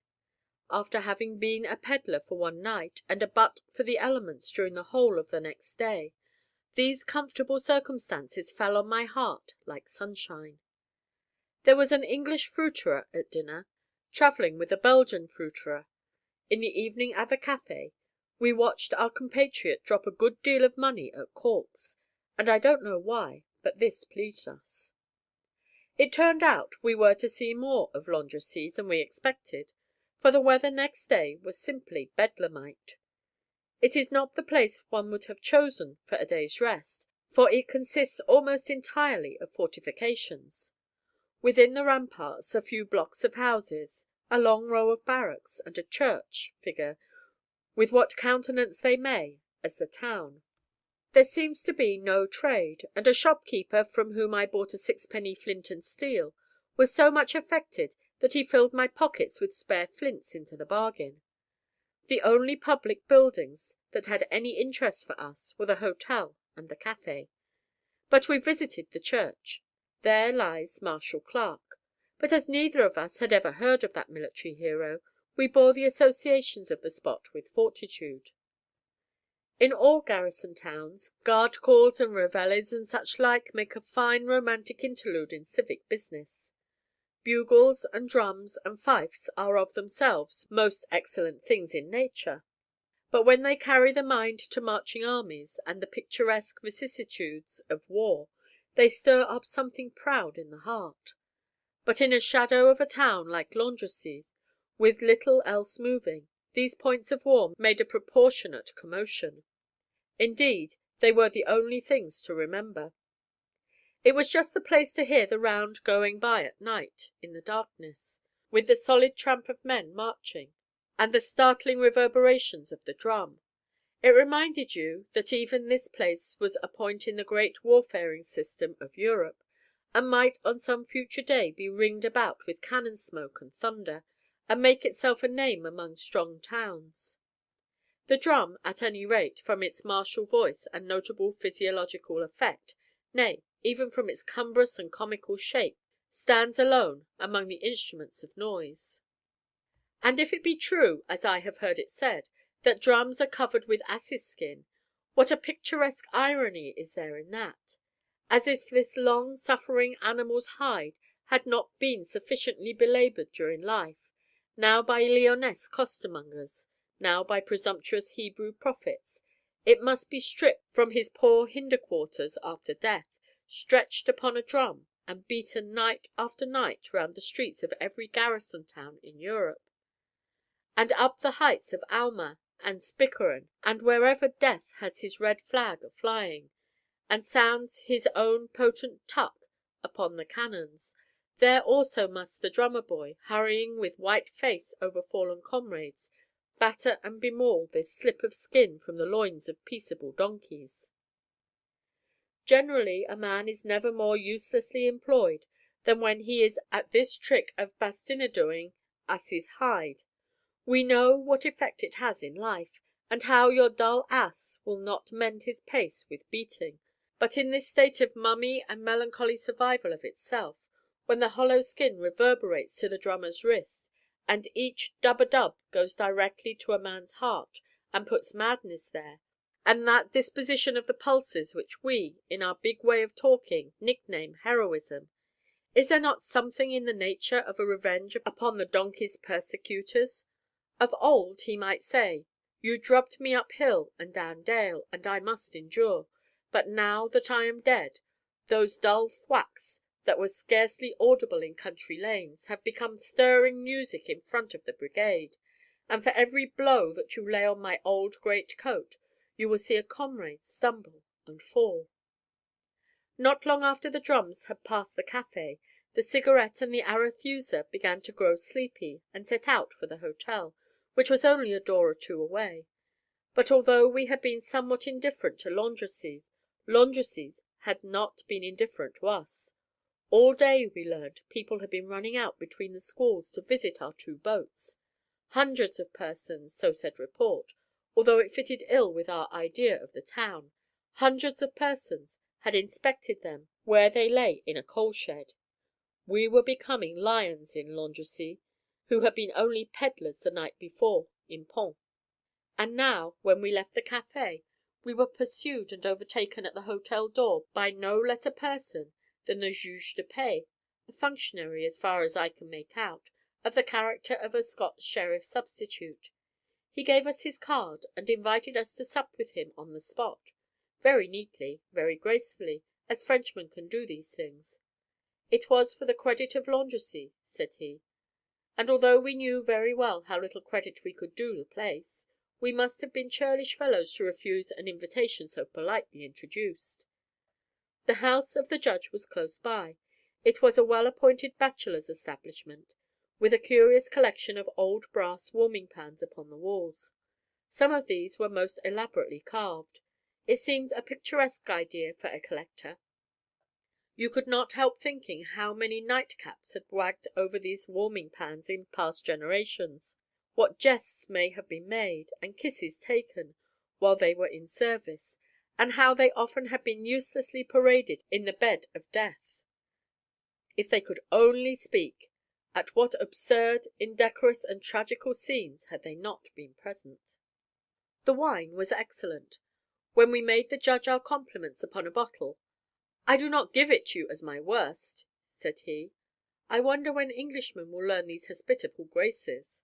They are worth learning, they set off life, and make ordinary moments ornamental." There were two other Landresiennes present. One was the collector of something or other, I forget what. The other, we were told, was the principal notary of the place. So it happened that we all five more or less followed the law. At this rate the talk was pretty certain to become technical. The Cigarette expounded the poor laws very magisterially, and a little later I found myself laying down the Scots law of illegitimacy, of which I am glad to say I know nothing. The collector and the notary, who were both married men, accused the judge, who was a bachelor, of having started the subject. He deprecated the charge with a conscious, pleased air, just like all the men I have ever seen, be they French or English. How strange that we should all, in our unguarded moments, rather like to be thought a bit of a rogue with the women. As the evening went on, the wine grew more to my taste. The spirits proved better than the wine. The company was genial. This was the highest watermark of popular favour on the whole cruise. After all, being in a judge's house, was there not something semi-official in the tribute? And so, remembering what a great country France is, we did full justice to our entertainment. Landrecies had been a long while asleep before we returned to the hotel, and the sentries on the ramparts were already looking for daybreak. End of section 9. Section 10. Sambre and Oise Canal. Canal boats. Next day we made a late start in the rain. The judge politely escorted us to the end of the lock under an umbrella. We had now brought ourselves to a pitch of humility in the matter of weather, not often attained except in the Scottish Highlands. A rag of blue sky or a glimpse of sunshine set our hearts singing, and when the rain was not heavy, we counted the day almost fair. Long lines of barges lay one after another along the canal, many of them looking mighty spruce and ship-shape in their jerkin of archangel tar picked out with white and green. Some carried gay iron railings, and quite a parterre of flower-pots. Children played on the decks, as heedless of the rain as if they had been brought up on Loch Carron side. Men fished over the gunwale, some of them under umbrellas.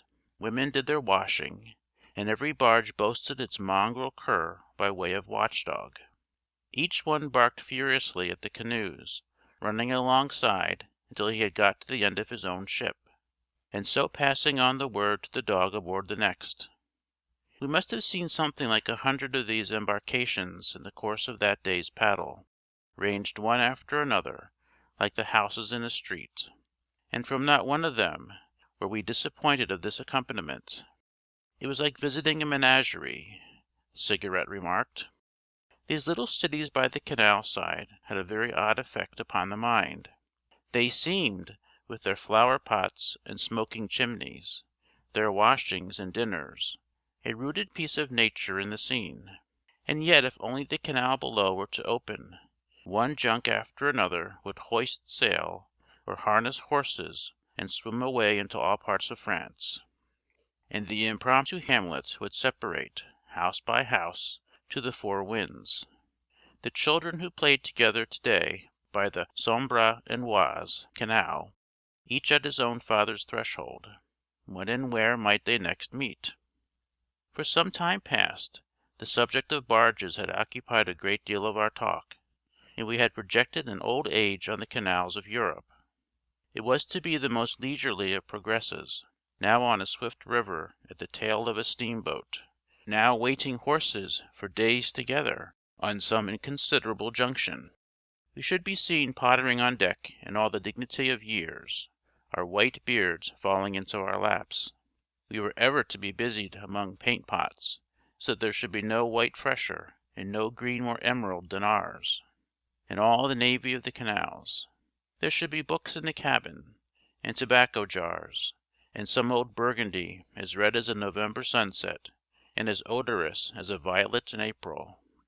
There should be a flageolet, whence the Cigarette, with cunning touch, should draw melting music under the stars, or perhaps, laying that aside, upraise his voice, somewhat thinner than of yore, and with here and there a quaver, or call it a natural grace note, enrich in solemn psalmody. All this, simmering in my mind, set me wishing to go aboard one of these ideal houses of lounging. I had plenty to choose from, as I coasted one after another, and the dogs bayed at me for a vagrant. At last I saw a nice old man and his wife looking at me with some interest, so I gave them good day and pulled up alongside. I began with a remark upon their dog, which had somewhat the look of a pointer. Thence I slid into a compliment on Madame's flowers, and thence into a word in praise of their way of life. If you ventured on such an experiment in England, you would get a slap in the face at once. The life would be shown to be a vile one, not without a side shot at your better fortune. Now, what I like so much in France is the clear, unflinching recognition by everybody of his own luck. They all know on which side their bread is buttered, and take a pleasure in showing it to others, which is surely the better part of religion. And they scorn to make a poor mouth over their poverty, which I take to be the better part of manliness. I have heard a woman in quite a better position at home, with a good bit of money in hand, refer to her own child with a horrid whine as a poor man's child. I would not say such a thing to the Duke of Westminster, and the French are full of this spirit of independence. Perhaps it is the result of republican institutions, as they call them. Much more likely it is because there are so few people really poor that the whiners are not enough to keep each other in countenance. The people on the barge were delighted to hear that I admired their state. They understood perfectly well, they told me, how monsieur envied them. Without doubt monsieur was rich, and in that case he might make a canal boat as pretty as a villa jolie comme un château. And with that they invited me on board their own water villa. They apologized for their cabin. They had not been rich enough to make it as it ought to be. "The fire should have been here at this side," explained the husband. "Then one might have a writing table in the middle, books, and, comprehensively, all. It would be quite coquettish. Ça sera tout à fait coquette." And he looked about him as though the improvements were already made. It was plainly not the first time that he had thus beautified his cabin in imagination, and when next he makes a bit, I should expect to see the writing table in the middle. Madame had 3 birds in a cage. They were no great thing, she explained. Fine birds were so dear. They had sought to get a Hollandais last winter in Rouen. Rouen, I thought, as is this whole mansion, with its dogs and birds and smoking chimneys, so far a traveller as that, and as homely an object among the cliffs and orchards of the Seine as on the green plains of Sambre. They had sought to get a Hollandais last winter in Rouen, but these cost 15 francs apiece. Picture it, 15 francs. Pour un tout petit oiseau, for quite a little bird, added the husband. As I continued to admire, the apologetics died away, and the good people began to brag of their barge, and their happy condition in life, as if they had been emperor and empress of the Indies. It was, in the Scots phrase, a good hearing, and put me in good humour with the world. If people knew what an inspiriting thing it is to hear a man boasting, so long as he boasts of what he really has, I believe they would do it more freely and with a better grace. They began to ask about our voyage. You should have seen how they sympathized. They seemed half ready to give up their barge and follow us. But these Canaletti are only gypsies semi-domesticated. The semi-domestication came out in rather a pretty form. Suddenly Madame's brow darkened. "Cependant," she began, and then stopped, and then began again by asking me if I were single. "Yes," said I. "And your friend who went by just now?" "He also was unmarried." Oh, then, all was well.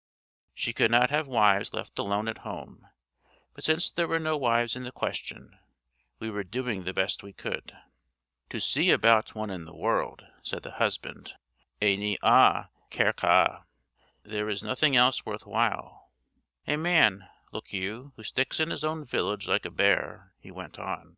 "Very well, he sees nothing, and then death is the end of all, and he has seen nothing." Madame reminded her husband of an Englishman who had come up this canal in a steamer. "Perhaps Mr. Mole in the Atene," I suggested. "That's it," assented the husband. "He had his wife and family with him, and servants. He came ashore at all the locks and asked the name of the villages, whether from boatmen or lock keepers, and then he wrote them down. Oh, he wrote enormously. I suppose it was a wager." A wager was a common enough explanation for our own exploits, but it seemed an original reason for taking notes. End of Section 10. Section 11 of An Inland Voyage. The Oise in Flood. Before 9 the next morning the two canoes were installed on a light country cart at Étreux, and we were soon following them along the side of a pleasant valley full of hop gardens and poplars. Agreeable villages lay here and there on the slope of the hill, notably Toupigny, with the hop poles hanging their garlands in the very street, and the houses clustered with grapes. There was a faint enthusiasm on our passage. Weavers put their heads to the windows. Children cried out in ecstasy at the sight of the two boaties. Bargettes and bloused pedestrians, who were acquainted with our charioteer, jested with him on the nature of his freight. We had a shower or two, but light and flying. The air was clean and sweet among all these green fields and green things growing. There was not a touch of autumn in the weather, and when at Vadencourt we launched from a little lawn opposite a mill, the sun broke forth and set all the leaves shining in the valley of the Oise. The river was swollen with the long rains. From Vadencourt all the way to Origny it ran with ever-quickening speed, taking fresh heart at each mile, and racing as though it had already smelt the sea. The water was yellow and turbulent, swung with an angry eddy among the half-submerged willows, and made an angry clatter along the stony shores. The course kept turning and turning in a narrow and well-timbered valley. Now the river would approach the side and run grinding along the chalky base of the hill, and show us a few open colza fields among the trees. Now it would skirt the garden walls of houses, where we might catch a glimpse through a doorway, and see a priest pacing in the checkered sunlight. Again the foliage closed so thickly in front that there seemed to be no issue, only a thicket of willows overtopped by elms and poplars, under which the river ran flush and fleet, where a kingfisher flew past like a piece of the blue sky. On these different manifestations the sun poured its clear and catholic looks. The shadows lay as solid on the swift surface of the stream as on the stable meadows. The light sparkled golden in the dancing poplar leaves, and brought the hills into communion with our eyes. And all the while the river never stopped running or took breath, and the reeds along the whole valley stood shivering from top to toe. There should be a myth, but if there is I know it not, founded on the shivering of the reeds. There are not many things in nature more striking to a man's eye. It is such an eloquent pantomime of terror, and to see such a number of terrified creatures taking sanctuary in every nook along the shore is enough to infect a silly human with alarm. Perhaps they are only a cold, and no wonder, standing waist deep in the stream. Or perhaps they have never got accustomed to the speed and fury of the river's flux, or the miracle of its continuous body.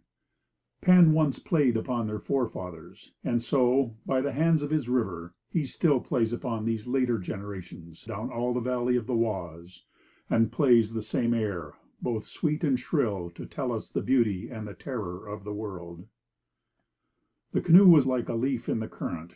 It took it up and shook it, and carried it masterfully away, like a centaur carrying off a nymph. To keep some command of our direction required hard and diligent plying of the paddle. The river was in such a hurry for the sea.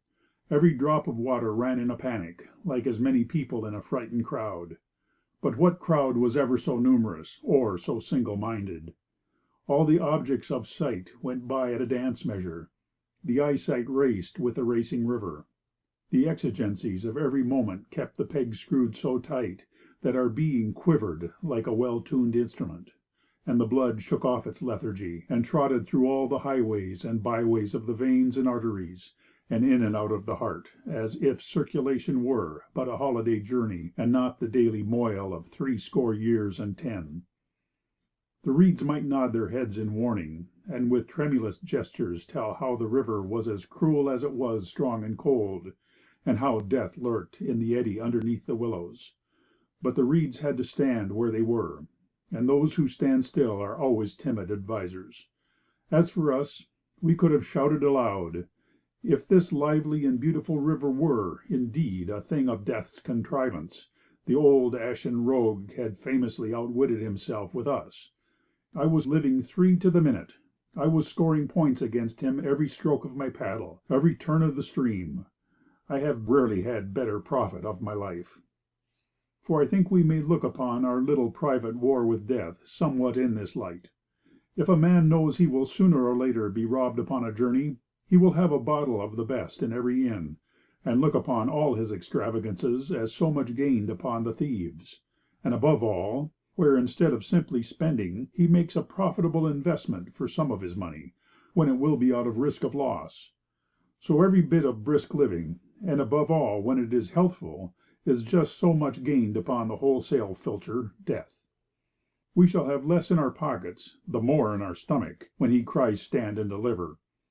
A swift stream is a favorite artifice of his, and one that brings him in a comfortable thing per annum. But when he and I come to settle our accounts, I shall whistle in his face for these hours upon the upper Oise.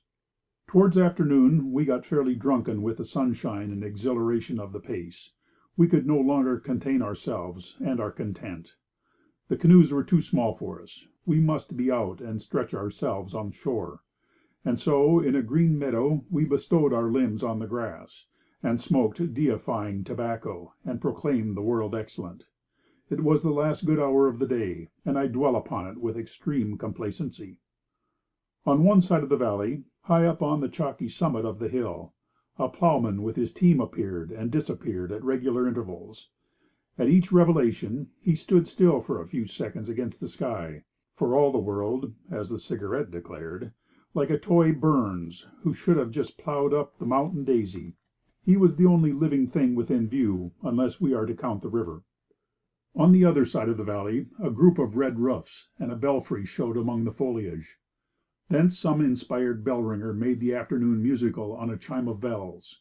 There was something very sweet and taking in the air he played, and we thought we had never heard bells speak so intelligibly, or sing so melodiously as these. It must have been to some such measure that the spinners and the young maids sang, "Come away, Death," in the Shakespearean Illyria.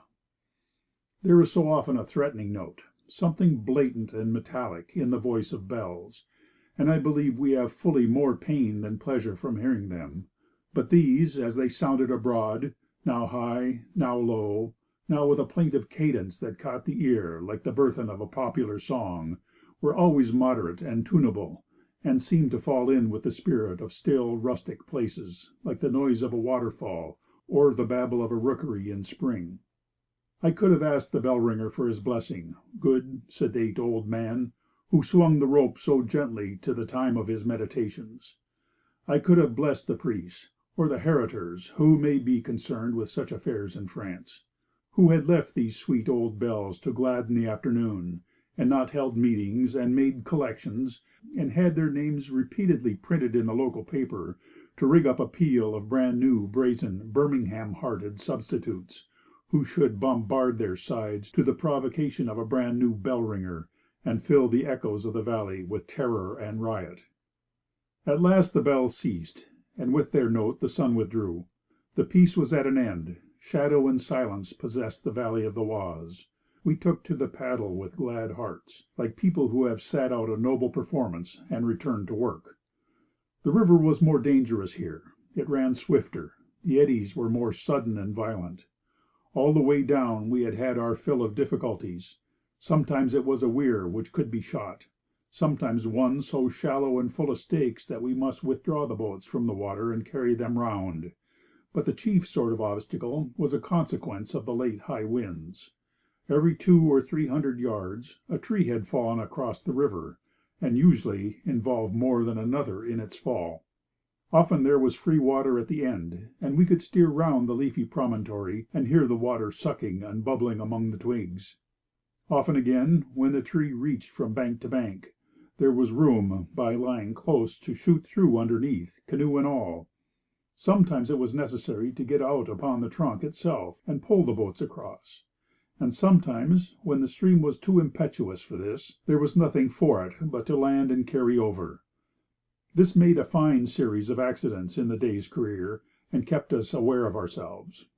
Shortly after our re-embarkation, while I was leading by a long way, and still full of a noble, exulting spirit in honor of the sun, the swift pace, and the church bells, the river made one of its leonine pounces round a corner, and I was aware of another fallen tree within a stone cast. I had my backboard down in a trice, and aimed for a place where the trunk seemed high enough above the water, and the branches not too thick to let me slip below.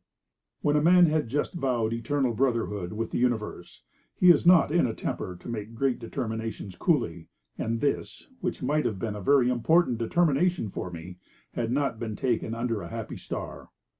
The tree caught me about the chest, and while I was yet struggling to make less of myself and get through, the river took the matter out of my hands, and bereaved me of my boat. The Arethusa swung round broadside on, leaned over, ejected so much of me as still remained on board, and thus disencumbered, whipped under the tree, righted, and went merrily away down stream. I do not know how long it was before I scrambled onto the tree to which I was left clinging, but it was longer than I cared about. My thoughts were of a grave, almost somber character, but I still clung to my paddle. The stream ran away with my heels as fast as I could pull up my shoulders, and I seemed, by the weight, to have all the water of the Oise in my trousers pockets. You can never know, till you try it, what a dead pull a river makes against a man. Death himself had me by the heels, for this was his last ambuscado, and he must now join personally in the fray. And still I held to my paddle. At last I dragged myself onto my stomach on the trunk, and lay there, a breathless sop, with a mingled sense of humor and injustice. A poor figure I must have presented to Burns upon the hilltop with his team, but there was the paddle in my hand. On my tomb, if I ever have one, I mean to get these words inscribed: "He clung to his paddle." The cigarette had gone past a while before, for, as I might have observed if I had been a little less pleased with the universe at the moment, there was a clear way round the tree top on the farther side. He had offered his services to haul me out, but as I was then already on my elbows, I had declined, and sent him down stream after the truant Arethusa. The stream was too rapid for a man to mount with one canoe, let alone two upon his hands, so I crawled along the trunk to shore, and proceeded down the meadows by the riverside. I was so cold that my heart was sore. I had now an idea of my own why the reeds so bitterly shivered. I could have given any of them a lesson. The cigarette remarked facetiously that he thought I was taking exercise as I drew near, until he made out for certain that I was only twittering with cold. I had a rub down with a towel, and donned a dry suit from the India rubber bag, but I was not my own man again for the rest of the voyage. I had a queasy sense that I wore my last dry clothes upon my body. The struggle had tired me, and perhaps, whether I knew it or not, I was a little dashed in spirit. The devouring element in the universe had leaped out against me, in this green valley quickened by a running stream. The bells were all very pretty in their way, but I had heard some of the hollow notes of Pan's music. Would the wicked river drag me down by the heels, indeed, and look so beautiful all the time? Nature's good humor was only skin deep after all. There was still a long way to go by the winding course of the stream, and darkness had fallen, and a late bell was ringing in Origny Saint Benoit when we arrived. End of section 11. Section 12 of An Inland Voyage. Origny Saint Benoit, a by-day. The next day was Sunday, and the church bells had little rest. Indeed, I do not think I remember anywhere else so great a choice of services as were here offered to the devout. And while the bells made merry in the sunshine, all the world with his dog was out shooting among the beets and colza. In the morning a hawker and his wife went down the street at a foot pace, singing to a very slow, lamentable music, O Franz mes amours. It brought everybody to the door, and when our landlady called in the man to buy the words, he had not a copy of them left. She was not the first nor the second who had been taken with the song. There is something very pathetic in the love of the French people, since the war, for dismal, patriotic music making. I have watched a forester from Alsace while someone was singing Les Malheurs de la France at a baptismal party in the neighborhood of Fontainebleau. He arose from the table and took his son aside, close by where I was standing. "Listen, listen," he said, bearing on the boy's shoulder, "and remember this, my son." A little after he went out into the garden suddenly, and I could hear him sobbing in the darkness. The humiliation of their arms and the loss of Alsace and Lorraine made a sore pull on the endurance of this sensitive people, and their hearts are still hot, not so much against Germany as against the Empire. In what other country will you find a patriotic ditty bring all the world into the street? But affliction heightens love, and we shall never know we are Englishmen until we have lost India. Independent America is still the cross of my existence. I cannot think of Farmer George without abhorrence, and I never feel more warmly to my own land than when I see the stars and stripes, and remember what our empire might have been. The hawker's little book which I purchased was a curious mixture. Side by side with the flippant, rowdy nonsense of the Paris music halls, there were many pastoral pieces, not without a touch of poetry, I thought, and instinct with the brave independence of the poorer class in France. There you might read how the woodcutter gloried in his axe, and the gardener scorned to be ashamed of his spade. It was not very well written, this poetry of labor, but the pluck of the sentiment redeemed what was weak or wordy in the expression. The martial and the patriotic pieces, on the other hand, were tearful, womanish productions, one and all. The poet had passed under the Caudine Forks. He sang for an army visiting the tomb of its old renown, with arms reversed, and sang not of victory, but of death. There was a number in the hawker's collection called Conscrits Français, which may rank among the most dissuasive war lyrics on record. It would not be possible to fight at all in such a spirit. The bravest conscript would turn pale if such a ditty were struck up beside him on the morning of battle, and whole regiments would pile their arms to its tune. If Fletcher of Saltoun is in the right about the influence of national songs, you would say France was come to a poor pass. But the thing will work its own cure, and a sound-hearted and courageous people weary at length of snivelling over their disasters. Already Paul Déroulède has written some manly military verses. There is not much of the trumpet note in them, perhaps, to stir a man's heart in his bosom. They lack the lyrical elation and move slowly, but they are written in a grave, honorable, stoical spirit, which should carry soldiers far in a good cause. One feels as if one would like to trust Déroulède with something. It will be happy if he can so far inoculate his fellow countrymen that they may be trusted with their own future. And in the meantime, here is an antidote to French conscripts and much other doleful versification. We had left the boats overnight in the custody of one whom we shall call Carnival. I did not properly catch his name, and perhaps that was not unfortunate for him, as I am not in a position to hand him down with honor to posterity. To this person's premises we strolled in the course of the day, and found quite a little deputation inspecting the canoes. There was a stout gentleman with a knowledge of the river which he seemed eager to impart. There was a very elegant young gentleman in a black coat, with a smattering of English, who led the talk at once to the Oxford and Cambridge boat race. And then there were 3 handsome girls from 15 to 20, and an old gentleman in a blouse, with no teeth to speak of, and a strong country accent. Quite the pick of Origny, I should suppose. The Cigarette had some mysteries to perform with his rigging in the coach-house, so I was left to do the parade single-handed. I found myself very much of a hero whether I would or not. The girls were full of little shudderings over the dangers of our journey, and I thought it would be ungallant not to take my cue from the ladies. My mishap of yesterday, told in an offhand way, produced a deep sensation. It was Othello over again, with no less than 3 Desdemonas and a sprinkling of sympathetic senators in the background. Never were the canoes more flattered, or flattered more adroitly. "It is like a violin," cried one of the girls in an ecstasy. "I thank you for the word, mademoiselle," said I. "All the more since there are people who call out to me that it is like a coffin." "Oh, but it is really like a violin. It is finished like a violin," she went on. "And polished like a violin," added a senator. "One has only to stretch the chords," concluded another, "and then tum-tumty-tum." He imitated the result with spirit. Was this not a graceful little ovation? Where this people finds the secret of its pretty speeches I cannot imagine, unless the secret should be no other than a sincere desire to please? But then no disgrace is attached in France to saying a thing neatly, whereas in England to talk like a book is to give in one's resignation to society. The old gentleman in the blouse stole into the coach-house, and somewhat irrelevantly informed the Cigarette that he was the father of the 3 girls and 4 more, quite an exploit for a Frenchman. "You are very fortunate," answered the Cigarette politely, and the old gentleman, having apparently gained his point, stole away again.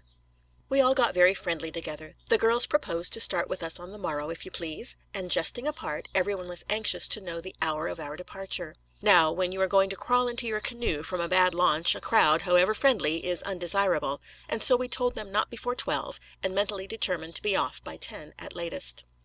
Towards evening we went abroad again to post some letters. It was cool and pleasant. The long village was quite empty, except for 1 or 2 urchins who followed us as they might have followed a menagerie. The hills and the tree tops looked in from all sides through the clean air, and the bells were chiming for yet another service. Suddenly we sighted the 3 girls standing, with a 4th sister, in front of a shop on the wide selvage of the roadway. We had been very merry with them a little while ago, to be sure, but what was the etiquette of Origny? Had it been a country road, of course we should have spoken to them, but here, under the eyes of all the gossips, ought we to do even as much as bow? I consulted the Cigarette. "Look," said he. I looked. There were the 4 girls on the same spot, but now 4 backs were turned to us, very upright and conscious. Corporal Modesty had given the word of command, and the well-disciplined picket had gone right about face like a single person. They maintained this formation all the while we were in sight, but we heard them tittering among themselves, and the girl whom we had not met laughed with open mouth, and even looked over her shoulder at the enemy. I wonder was it altogether modesty after all, or in part a sort of country provocation? As we were returning to the inn, we beheld something floating in the ample field of golden evening sky, above the chalk cliffs and the trees that grow along their summit. It was too high up, too large, and too steady for a kite, and as it was dark it could not be a star. For although a star were as black as ink and as rugged as a walnut, so amply does the sun bathe heaven with radiance, that it would sparkle like a point of light for us. The village was dotted with people with their heads in air, and the children were in a bustle all along the street, and far up the straight road that climbs the hill, where we could still see them running in loose knots. It was a balloon, we learned, which had left San Quentin at 5:30 that evening. Mighty composedly the majority of the grown people took it, but we were English, and were soon running up the hill with the best. Being travellers ourselves in a small way, we would fain have seen those other travellers alight. The spectacle was over by the time we gained the top of the hill. All the gold had withered out of the sky, and the balloon had disappeared. Whither, I asked myself, caught up into the 7th heaven? Or come safely to land somewhere in that blue, uneven distance into which the roadway dipped and melted before our eyes? Probably the aeronauts were already warming themselves at a farm chimney, for they say it is cold in these unhomely regions of the air. The night fell swiftly. Roadside trees and disappointed sightseers, returning through the meadows, stood out in black against a margin of low red sunset. It was cheerfuller to face the other way, and so down the hill we went, with a full moon, the color of a melon, swinging high above the wooded valley, and the white cliffs behind us faintly reddened by the fire of the chalk kilns. The lamps were lighted, and the salads were being made in Origny-Saint-Benoît, by the river. End of Section 12. Section 13 of An Inland Voyage. Origny-Saint-Benoît. The company at table. Although we came late for dinner, the company at table treated us to sparkling wine. "That is how we are in France," said one. "Those who sit down with us are our friends." And the rest applauded. They were 3 altogether, and an odd trio to pass the Sunday with.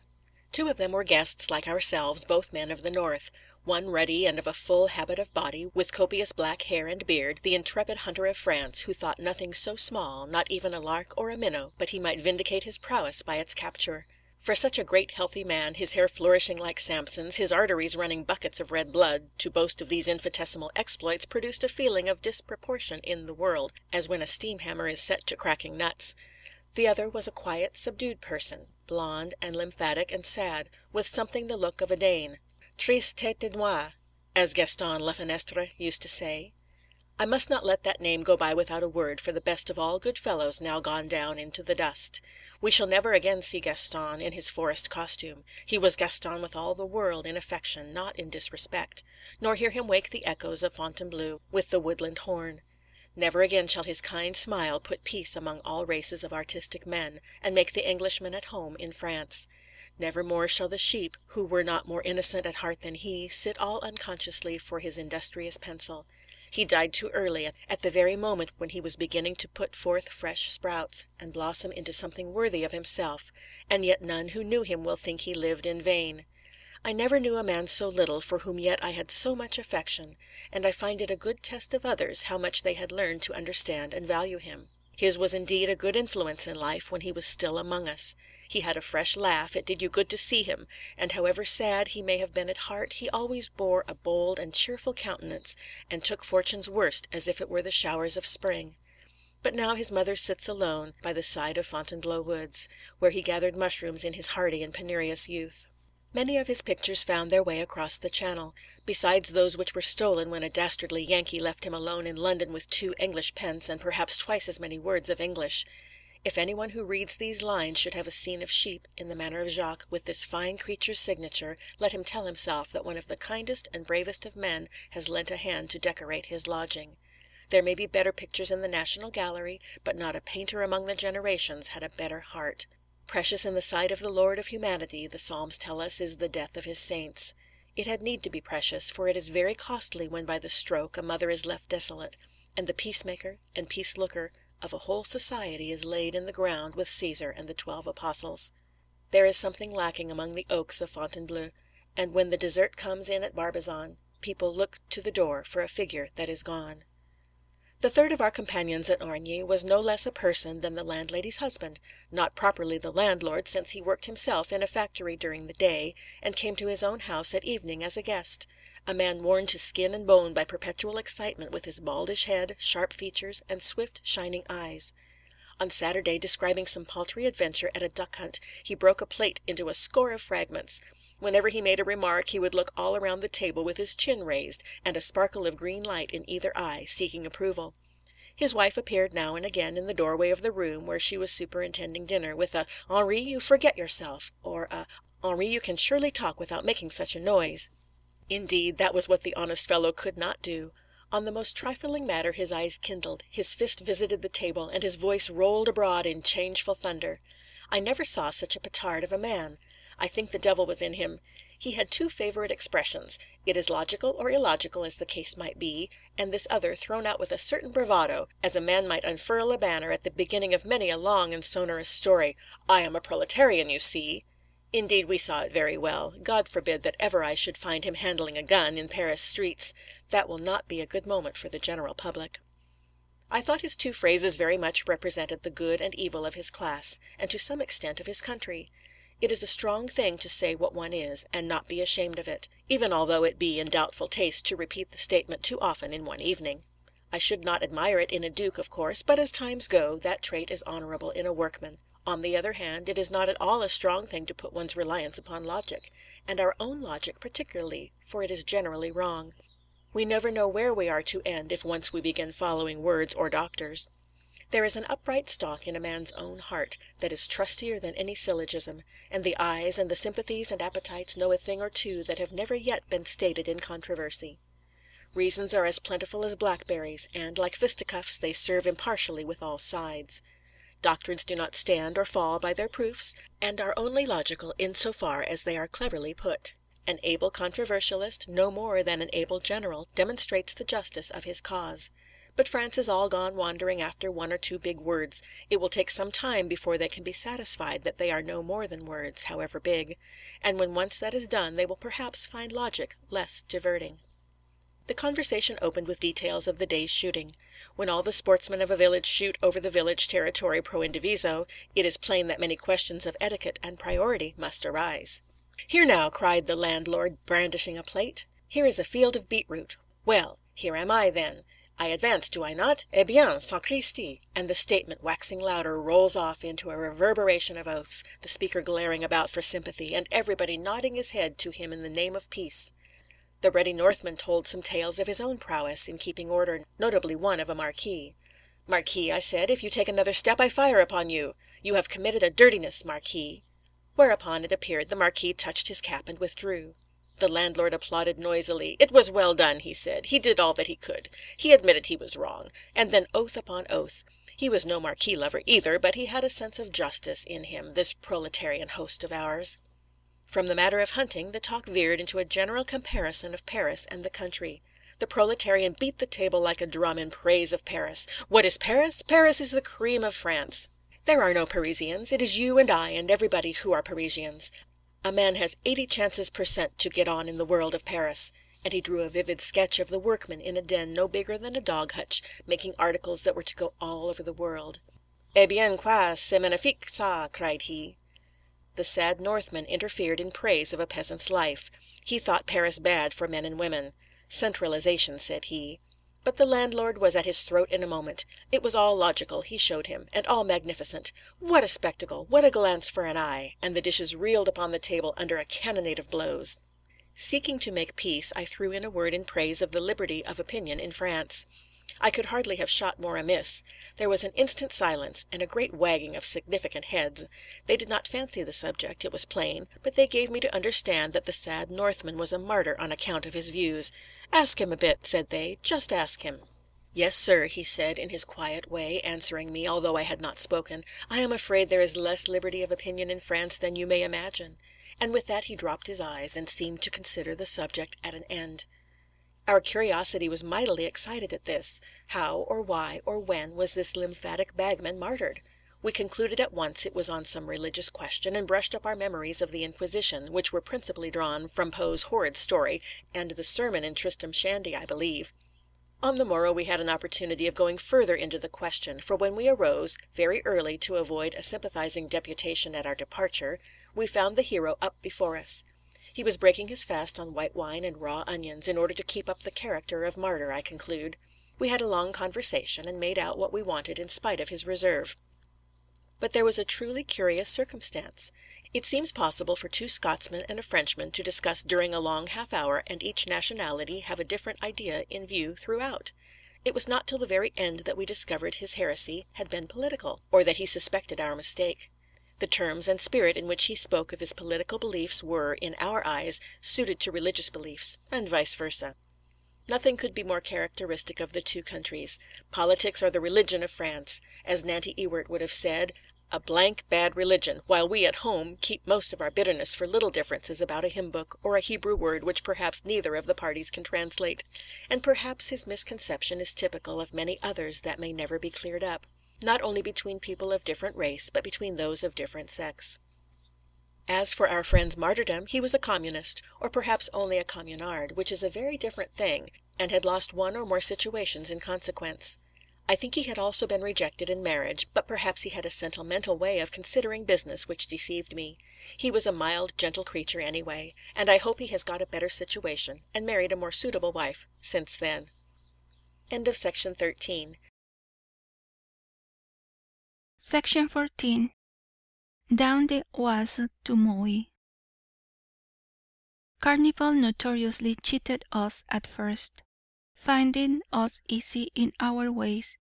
He regretted having let us off so cheaply, and taking me aside, told me a cock and bull story with the moral of another 5 francs for the narrator. The thing was palpably absurd, but I paid up, and at once dropped all friendliness of manner, and kept him in his place as an inferior with freezing British dignity. He saw in a moment that he had gone too far, and killed a willing horse. His face fell. I am sure he would have refunded if he could only have thought of a decent pretext. He wished me to drink with him, but I would none of his drink. He grew pathetically tender in his professions, but I walked beside him in silence, or answered him in stately courtesies, and when we got to the landing place, passed the word in English slang to the cigarette. In spite of the false scent we had thrown out the day before, there must have been 50 people about the bridge. We were as pleasant as we could be with all but Carnival. We said good-bye, shaking hands with the old gentleman who knew the river and the young gentleman who had a smattering of English, but never a word for Carnival. Poor Carnival! He was a humiliation. He who had been so much identified with the canoes, who had given orders in our name, who had shown off the boats and even the boatmen like a private exhibition of his own, to be now so publicly shamed by the lions of his caravan. I never saw anybody look more crestfallen than he. He hung in the background, coming timidly forward ever and again, as he thought he saw some symptom of a relenting humour, and falling hurriedly back when he encountered a cold stare. Let us hope it will be a lesson to him. I would not have mentioned Carnival's peccadillo had not the thing been so uncommon in France. This, for instance, was the only case of dishonesty or even sharp practice in our whole voyage. We talk very much about our honesty in England. It is a good rule to be on your guard wherever you hear great professions about a very little piece of virtue.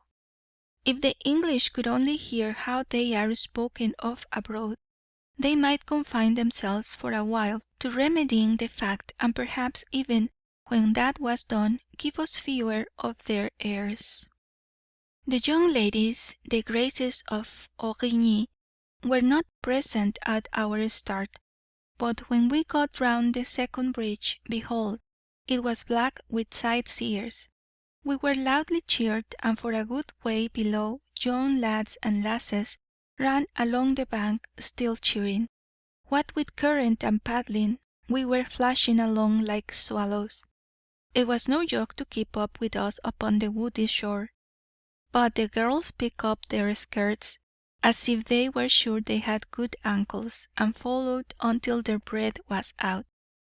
The last to weary were the three Graces and a couple of companions, and just as they too had enough, the foremost of the three leaped up a tree stump and kissed her hand to the canoeist.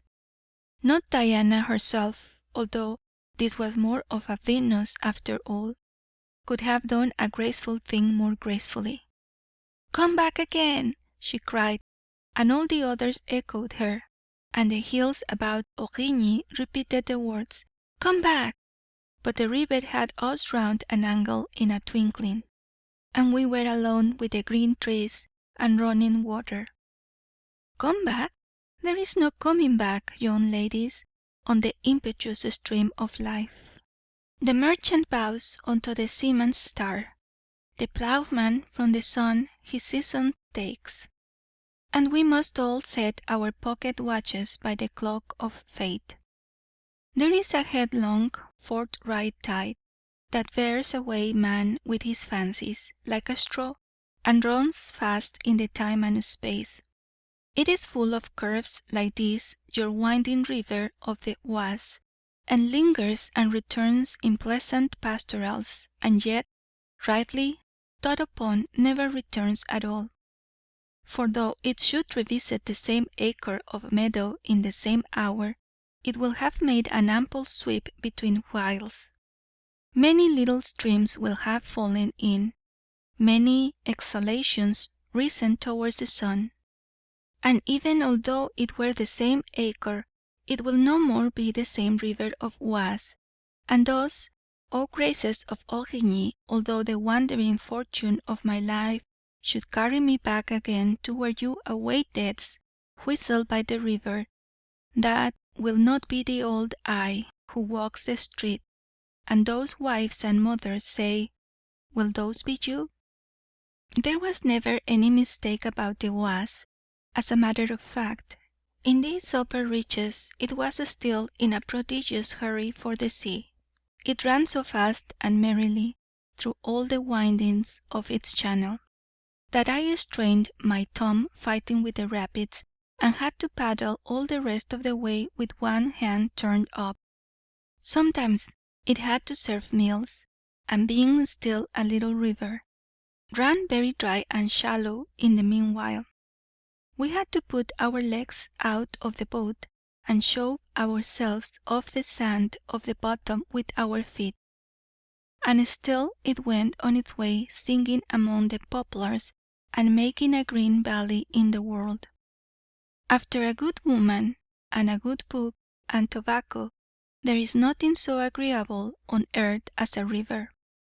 I forgave it its attempt on my life, which was after all one part owing to the unruly winds of heaven that had blown down the tree, one part to my own mismanagement, and only a third part to the river itself, and that not out of malice, but from its great preoccupation over its business of getting to the sea. A difficult business, too, for the detours it had to make are not to be counted. The geographers seem to have given up the attempt, for I found no map represent the infinite contortion of its course. A fact will say more than any of them. After we had been some hours, 3 if I mistake not, flitting by the trees at this smooth break-neck gallop, when we came upon a hamlet and asked where we were. We had got no farther than 4 kilometers, say 2 miles and a half, from Origny. If it were not for the honor of the thing, in the Scots saying, we might almost as well have been standing still. We lunched on a meadow inside a parallelogram of poplars. The leaves danced and prattled in the wind all around about us. The river hurried on meanwhile, and seemed to chide at our delay. Little we cared. The river knew where it was going, not so we, the less our hurry, where we found good quarters and a pleasant theatre for a pipe. At that hour stockbrokers were shouting in Paris bourse for 2 or 3%, but we minded them as little as the sliding stream, and sacrificed a hecatomb of minutes to the gods of tobacco and digestion. Hurry is the resource of the faithless, where a man can trust his own heart and those of his friends. Tomorrow is as good as today, and if he die in the meanwhile, why then, there he dies, and the question is solved. We had to take to the canal in the course of the afternoon, because where it crossed the river there was not a bridge, but a siphon. If it had not been for an excited fellow on the bank, we should have paddled right into the siphon, and thenceforward not paddled any more. We met a gentleman, on the tow path, who was much interested in our cruise, and I was witness to a strange seizure of lying suffered by the cigarette, who, because his knife came from Norway, narrated all sorts of adventures in that country where he has never been. He was quite feverish at the end, and pleaded demoniacal possession. Moy was a pleasant little village gathered round a chateau in a moat. The air was perfumed with hemp from neighbouring fields. At the Golden Ship we found excellent entertainment. German shells from the siege of La Fère, Nuremberg figures, goldfish in a bowl, and all manner of knick-knacks embellished the public room. The landlady was a stout, plain, short-sighted, motherly body, with something not far short of a genius for cookery. She had a guess of her excellence herself.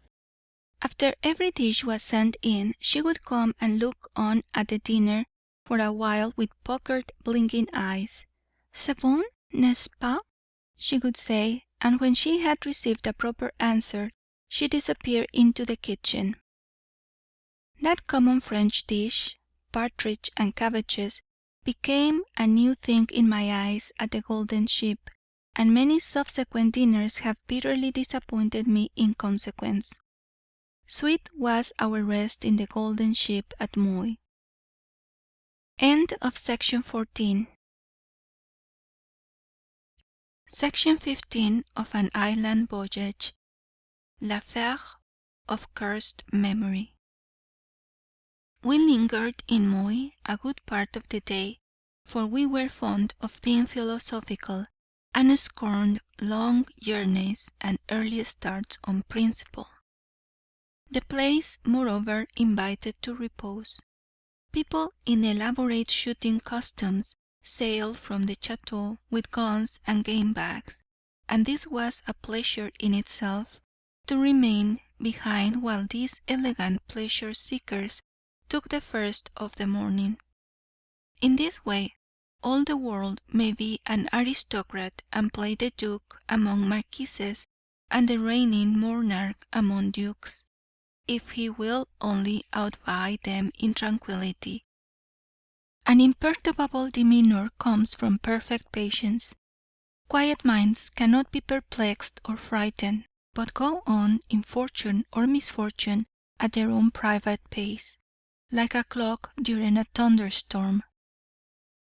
We made a very short day of it to La Fère, but the dusk was falling, and the small rain had begun before we stowed the boats. La Fère is a fortified town in a plain, and has two belts of rampart. Between the first and the second extends a region of waste land and cultivated patches. Here and there along the wayside were posters forbidding trespass in the name of military engineering. At last, a second gateway admitted us to the town itself. Lighted windows looked gladsome. Whiffs of comfortable cookery came abroad upon the air. The town was full of the military reserve, out for the French autumn manoeuvres, and the reservists walked speedily and wore their formidable grey coats. It was a fine night to be within doors over dinner and hear the rain upon the windows. The Cigarette and I could not sufficiently congratulate each other on the prospect, for we had been told there was a capital inn at La Fère. Such a dinner as we were going to eat, such beds as we were going to sleep in, and all the while the rain raining on houseless folk over the poplar countryside. It made our mouths water. The inn bore the name of some woodland animal, stag, or hart, or hind, I forget which, but I shall never forget how spacious and how eminently habitable it looked as we drew near. The carriage entry was lighted up, not by intention, but from the mere superfluity of fire and candle in the house. A rattle of many dishes came to our ears. We sighted a great field of tablecloth. The kitchen glowed like a forge and smelled like a garden of things to eat. Into this the inmost shrine and physiological heart of a hostelry, with all its furnaces in action and all its dressers charged with viands, you are now to suppose us making our triumphal entry, a pair of damp, rag and bone men, each with a limp India-rubber bag upon his arm. I do not believe I have a sound view of that kitchen.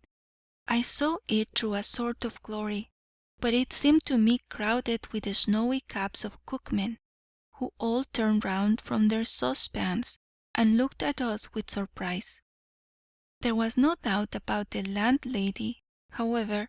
There she was, heading her army, a flushed, angry woman, full of affairs. Here I asked politely, too politely, thinks the Cigarette, if we could have beds. She surveying us coldly from the head to foot. "You will find beds in the supper," she remarked. "We are too busy for the like of you." If we could make an entrance, change our clothes, and order a bottle of wine, I felt sure we could put things right. So said I, "If we cannot sleep, we may at least dine," and was for depositing my bag.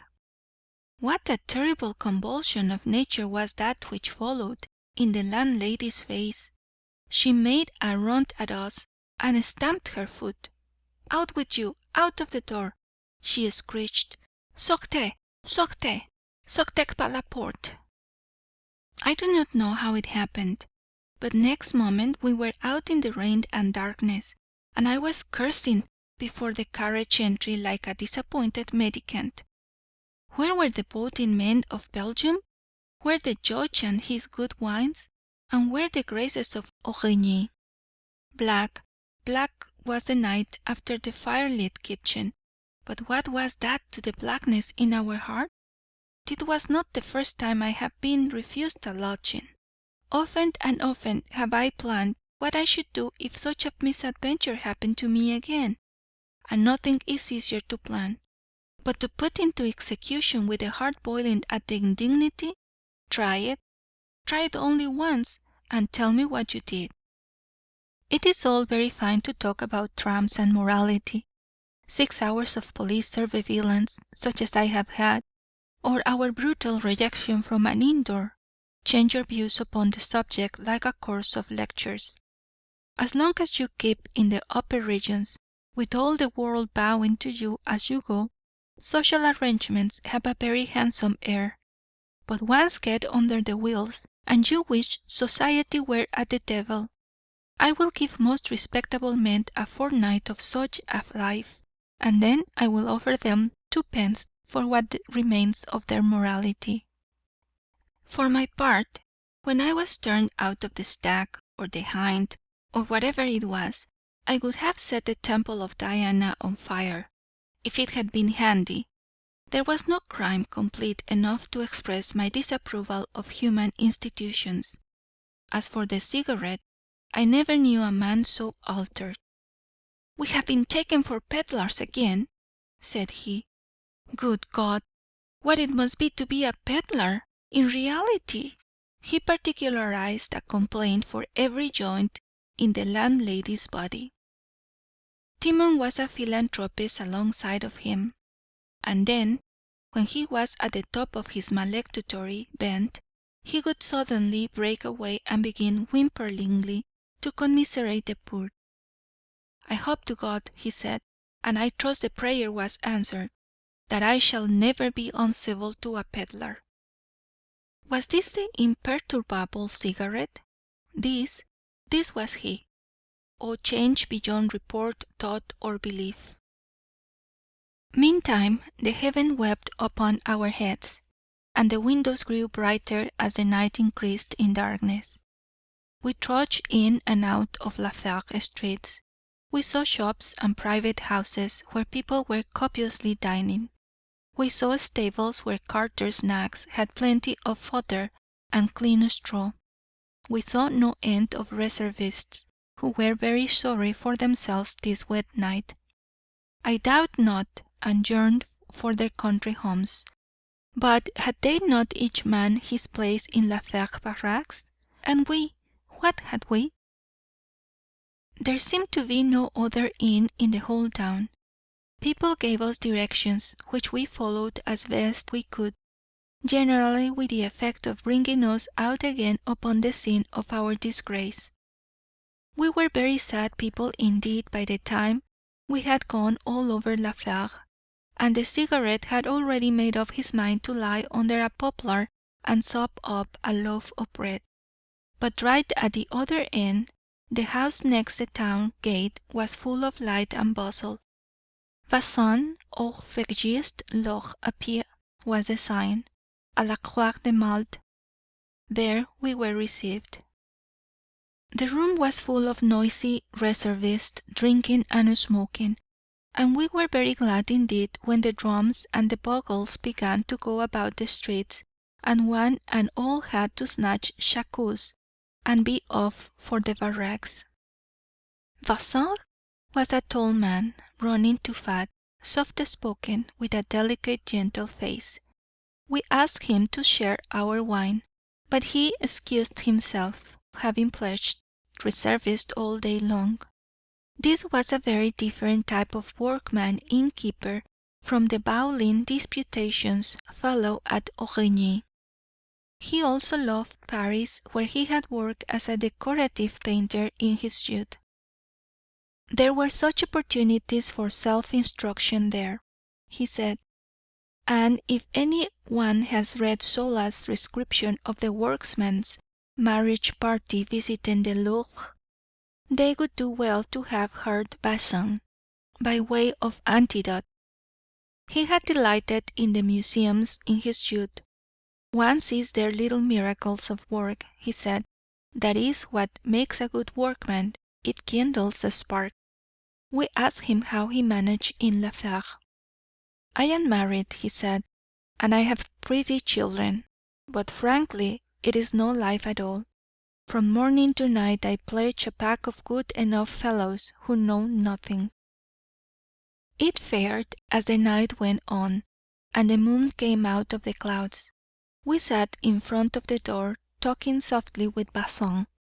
At the guard-house opposite, the guard was being for ever turned out, as trains of field artillery kept clanking in out the night, or patrols or horsemen trotted by in their cloaks. Madame Bazin came out after a while. She was tired with her day's work, I suppose, and she nestled up to her husband and laid her head upon his breast. He had his arm about her and kept gently patting her on the shoulder. I think Bazin was right, as he was really married. Of how few people can the same be said. Little did the Bazins know how much they served us. We were charged for candles, for food and drink, and for the beds we slept in.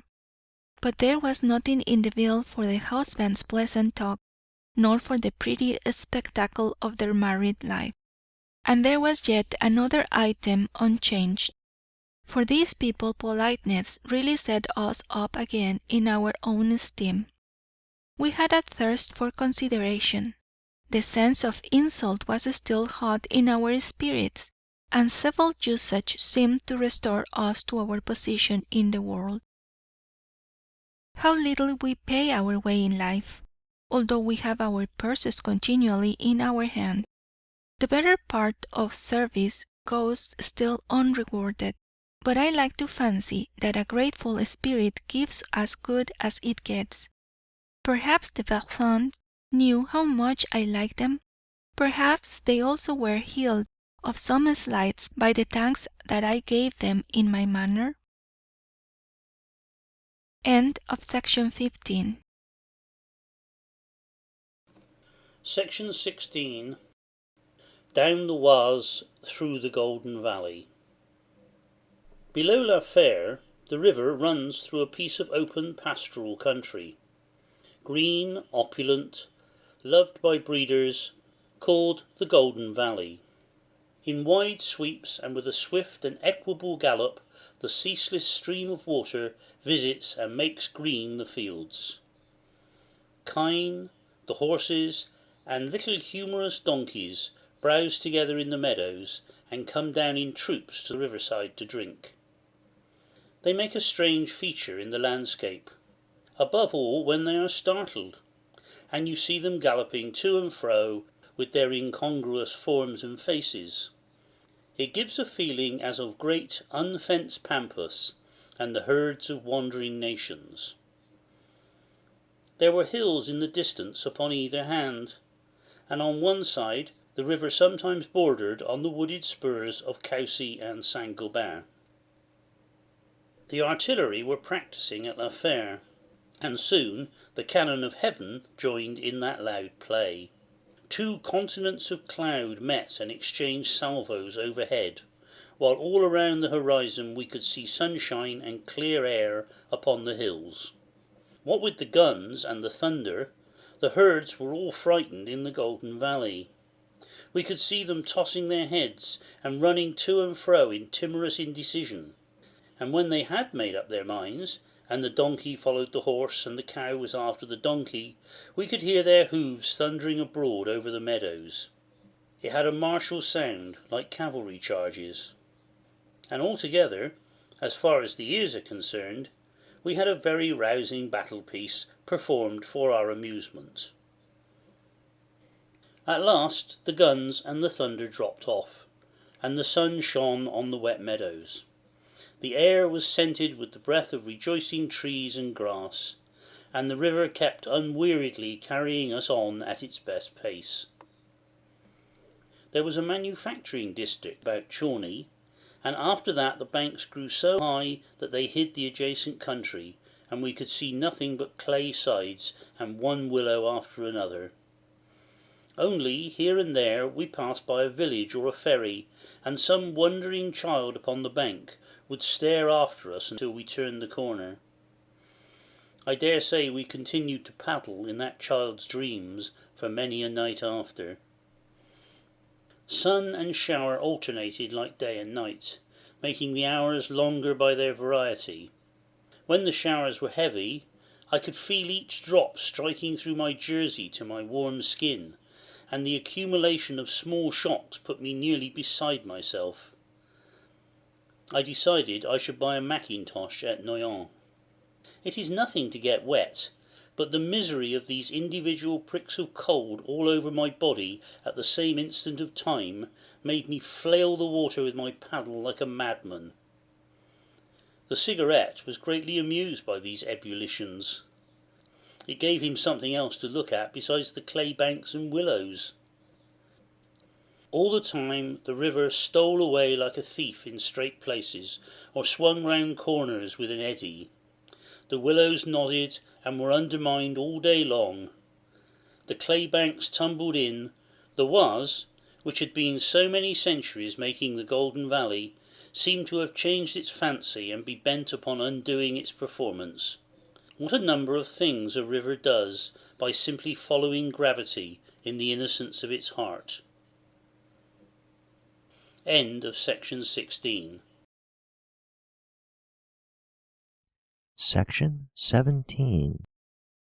Noyon Cathedral.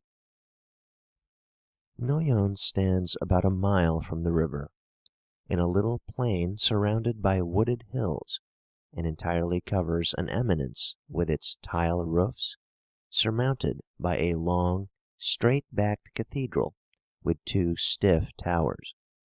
As we got into the town, the tile roofs seemed to tumble uphill one upon another, in the oddest disorder.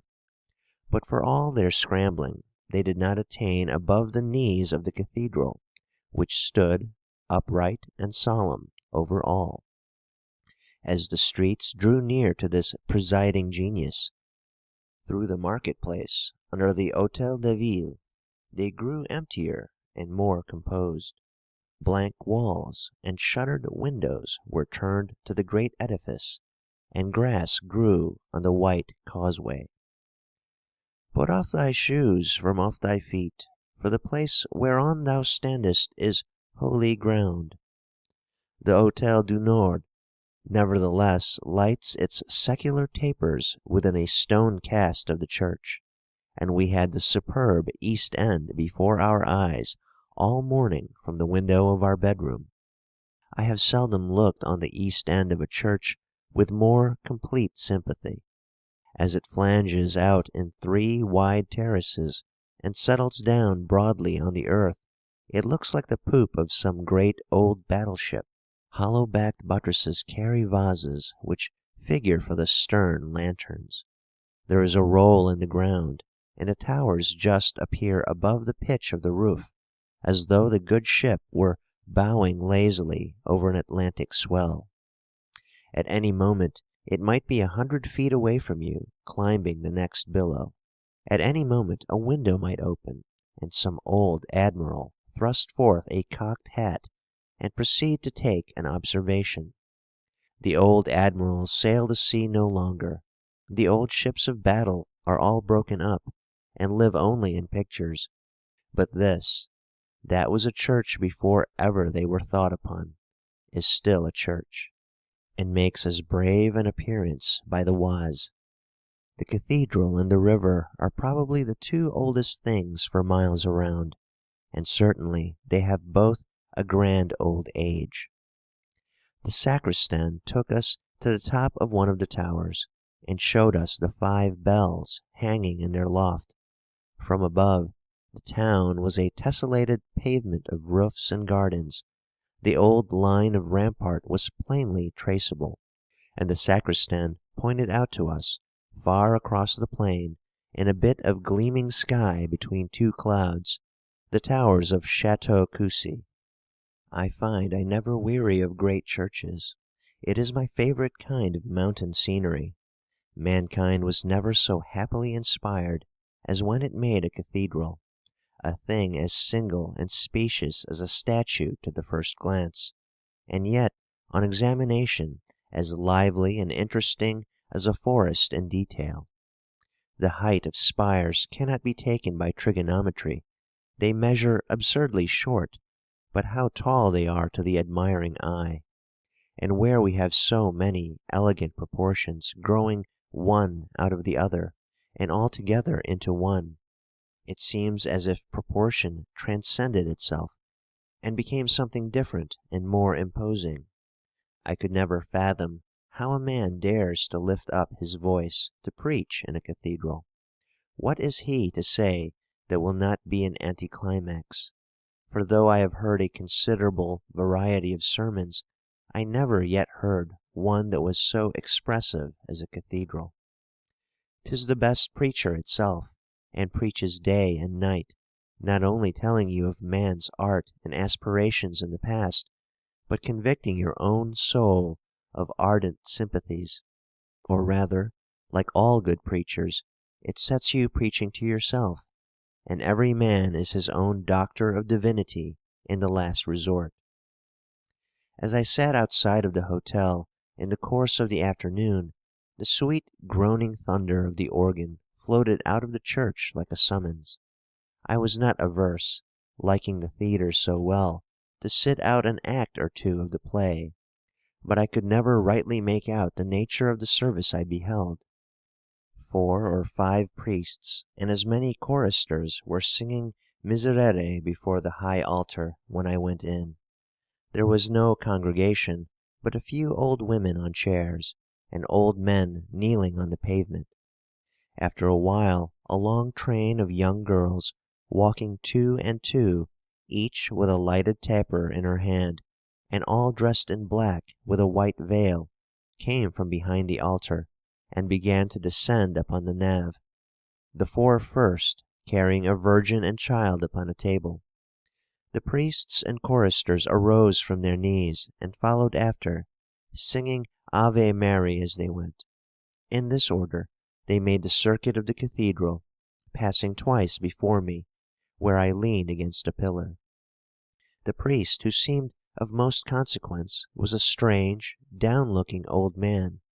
He kept mumbling prayers with his lips, but as he looked upon me darkling, it did not seem as if prayer were uppermost in his heart.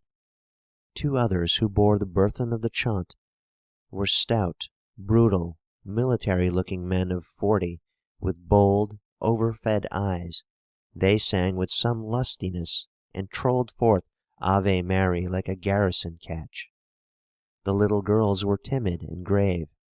As they footed slowly up the aisle, each one took a moment's glance at the Englishman, and the big nun who played marshal fairly stared him out of countenance. As for the choristers, from first to last they misbehaved as only boys can misbehave, and cruelly marred the performance with their antics. I understood a great deal of the spirit of what went on. Indeed, it would be difficult not to understand the Miserere, which I take to be the composition of an atheist. If it ever be a good thing to take such despondency to heart, the Miserere is the right music, and a cathedral a fit scene. So far I am at one with the Catholics. An odd name for them after all. But why in God's name these holiday choristers? Why these priests who steal wandering looks about the congregation while they feign to be at prayer? Why this fat nun who rudely arranges her procession and shakes delinquent virgins by the elbow? Why this spitting and snuffing and forgetting of keys, and 1,001 little misadventures that disturb a frame of mind laboriously edified with chants and organings? In any playhouse reverend fathers may see what can be done with a little art, and how to move high sentiments. It is necessary to drill the supernumeraries, and have every stool in its proper place. One other circumstance distressed me. I could bear a Miserere myself, having had a good deal of open-air exercise of late, but I wished the old people somewhere else. It was neither the right sort of music, nor the right sort of divinity for men and women who have come through most accidents by this time, and probably have an opinion of their own upon the tragic element in life. A person up in years can generally do his own miserere for himself, although I notice that such a one often prefers Jubilate Deo for his ordinary singing.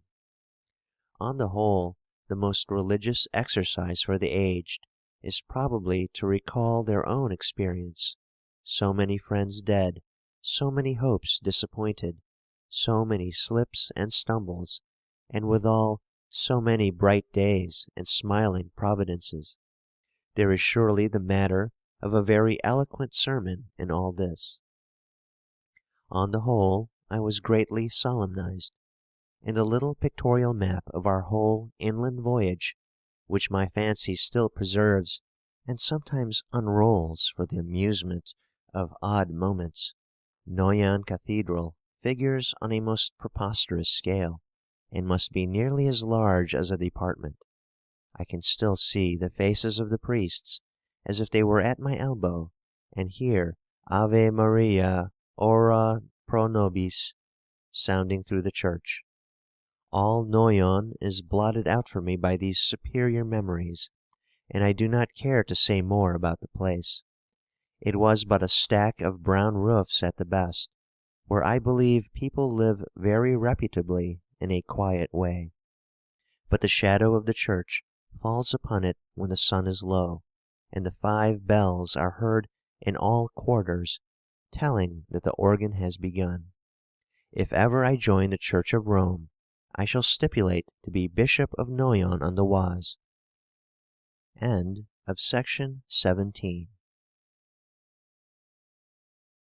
Section 18. Down the Oise to Compiègne. The most patient people grow weary at last with being continually wetted with rain, except of course in the Scottish Highlands, where there are not enough fine intervals to point the difference. That was like to be our case the day we left Noyon. I remember nothing of the voyage. It was nothing but clay banks and willows and rain, incessant, pitiless, beating rain, until we stopped to lunch at a little inn at Pimprez, where the canal ran very near the river. We were so sadly drenched that the landlady lit a few sticks in the chimney for our comfort. There we sat in a steam of vapour, lamenting our concerns. The husband donned a game bag and strode out to shoot. The wife sat in a far corner watching us. I think we were worth looking at. We grumbled over the misfortune of La Fère. We forecast other La Fères in the future, although things went better with the Cigarette for spokesman. He had more aplomb altogether than I, and a dull, positive way of approaching a landlady that carried off the india-rubber bags. Talking of La Fère put us talking of the reservists. "Reservery," said he, "seems a pretty mean way to spend one's autumn holiday." "About as mean," returned I dejectedly, "as canoeing." "These gentlemen travel for their pleasure?" asked the landlady, with unconscious irony. It was too much. The scales fell from our eyes. Another wet day, it was determined, and we put the boats into the train. The weather took the hint. That was our last wetting. The afternoon fared up. Grand clouds still voyaged in the sky, but now singly and with a depth of blue around their path, and a sunset in the daintiest rose and gold inaugurated a thick night of stars and a month of unbroken weather. At the same time, the river began to give us a better outlook into the country. The banks were not so high, the willows disappeared from along the margin, and pleasant hills stood all along its course and marked their profile on the sky. In a little while the canal, coming to its last lock, began to discharge its water–houses on the Oise, so that we had no lack of company to fear. Here were all our old friends, the Deo Gratias of Condé and the 4 sons of Aymon, journeyed cheerily down–stream along with us. We exchanged waterside pleasantries with the steersman perched among the lumber, or the driver hoarse with bawling to his horses, and the children came and looked over the side as we paddled by. We had never known all this while how much we missed them, but it gave us a fillip to see the smoke from their chimneys. A little below this junction we made another meeting of yet more account, for there we were joined by the Aisne, already a far-travelled river and fresh out of Champagne. Here ended the adolescence of the Oise. This was his marriage day. Thenceforward he had a stately brimming march, conscious of his own dignity and sundry dams. He became a tranquil feature in the scene. The trees and towns saw themselves in him as in a mirror. He carried the canoes lightly on his broad breast. There was no need to work hard against an eddy, but idleness became the order of the day, and mere straightforward dipping of the paddle, now on this side, now on that, without intelligence or effort. Truly we were coming into halcyon weather upon all accounts, and were floated towards the sea like gentlemen. We made Compiègne as the sun was going down, a fine profile of a town above the river. Over the bridge a regiment was parading to the drum. People loitered on the quay, some fishing, some looking idly at the stream. As the two boats shot in along the water, we could see them pointing them out and speaking one to another. We landed at a floating lavatory, where the washerwomen were still beating the clothes. End of section 18. Section 19. At Campagna. We put up at a big, bustling hotel in Campagna, where nobody observed our presence. Reservery and general militarismus, as the Germans call it, were rampant. A camp of conical white tents, without the town, looked like a leaf out of a picture Bible. Sword belts decorated the walls of the cafés, and the streets kept sounding all day long with military music. It was not possible to be an Englishman and avoid a feeling of elation, for the men who followed the drums were small and walked shabbily. Each man inclined at his own angle, and jolted to his own convenience as he went. There was nothing of the superb gait with which a regiment of tall Highlanders moves behind its music, solemn and inevitable, like a natural phenomenon. Who that has seen it can forget the drum major pacing in front, the drummers' tiger skins, the pipers' swinging plaids, the strange elastic rhythm of the whole regiment footing it in time, and the bang of the drum when the brasses cease and the shrill pipes take up the martial story in their place. A girl at school in France began to describe one of our regiments on parade to her French schoolmates, and as she went on, she told me, the recollection grew so vivid, she became so proud to be the countrywoman of such soldiers, and so sorry to be in another country, that her voice failed her and she burst into tears. I have never forgotten that girl, and I think she very nearly deserves a statue. To call her a young lady, with all its niminy associations, would be to offer her an insult. She may rest assured of one thing: although she should never marry a heroic general, never see any great or immediate result of her life, she will not have lived in vain for her native land. But though French soldiers show to ill advantage on parade, on the march they are gay, alert, and willing, like a troop of fox hunters. I remember once seeing a company pass through the forest of Fontainebleau, on the Chailly road, between the Bas Bros and the Reine Blanche.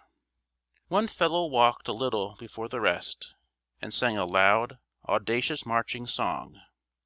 The rest bestirred their feet, and even swung their muskets in time. A young officer on horseback had hard ado to keep his countenance at the words.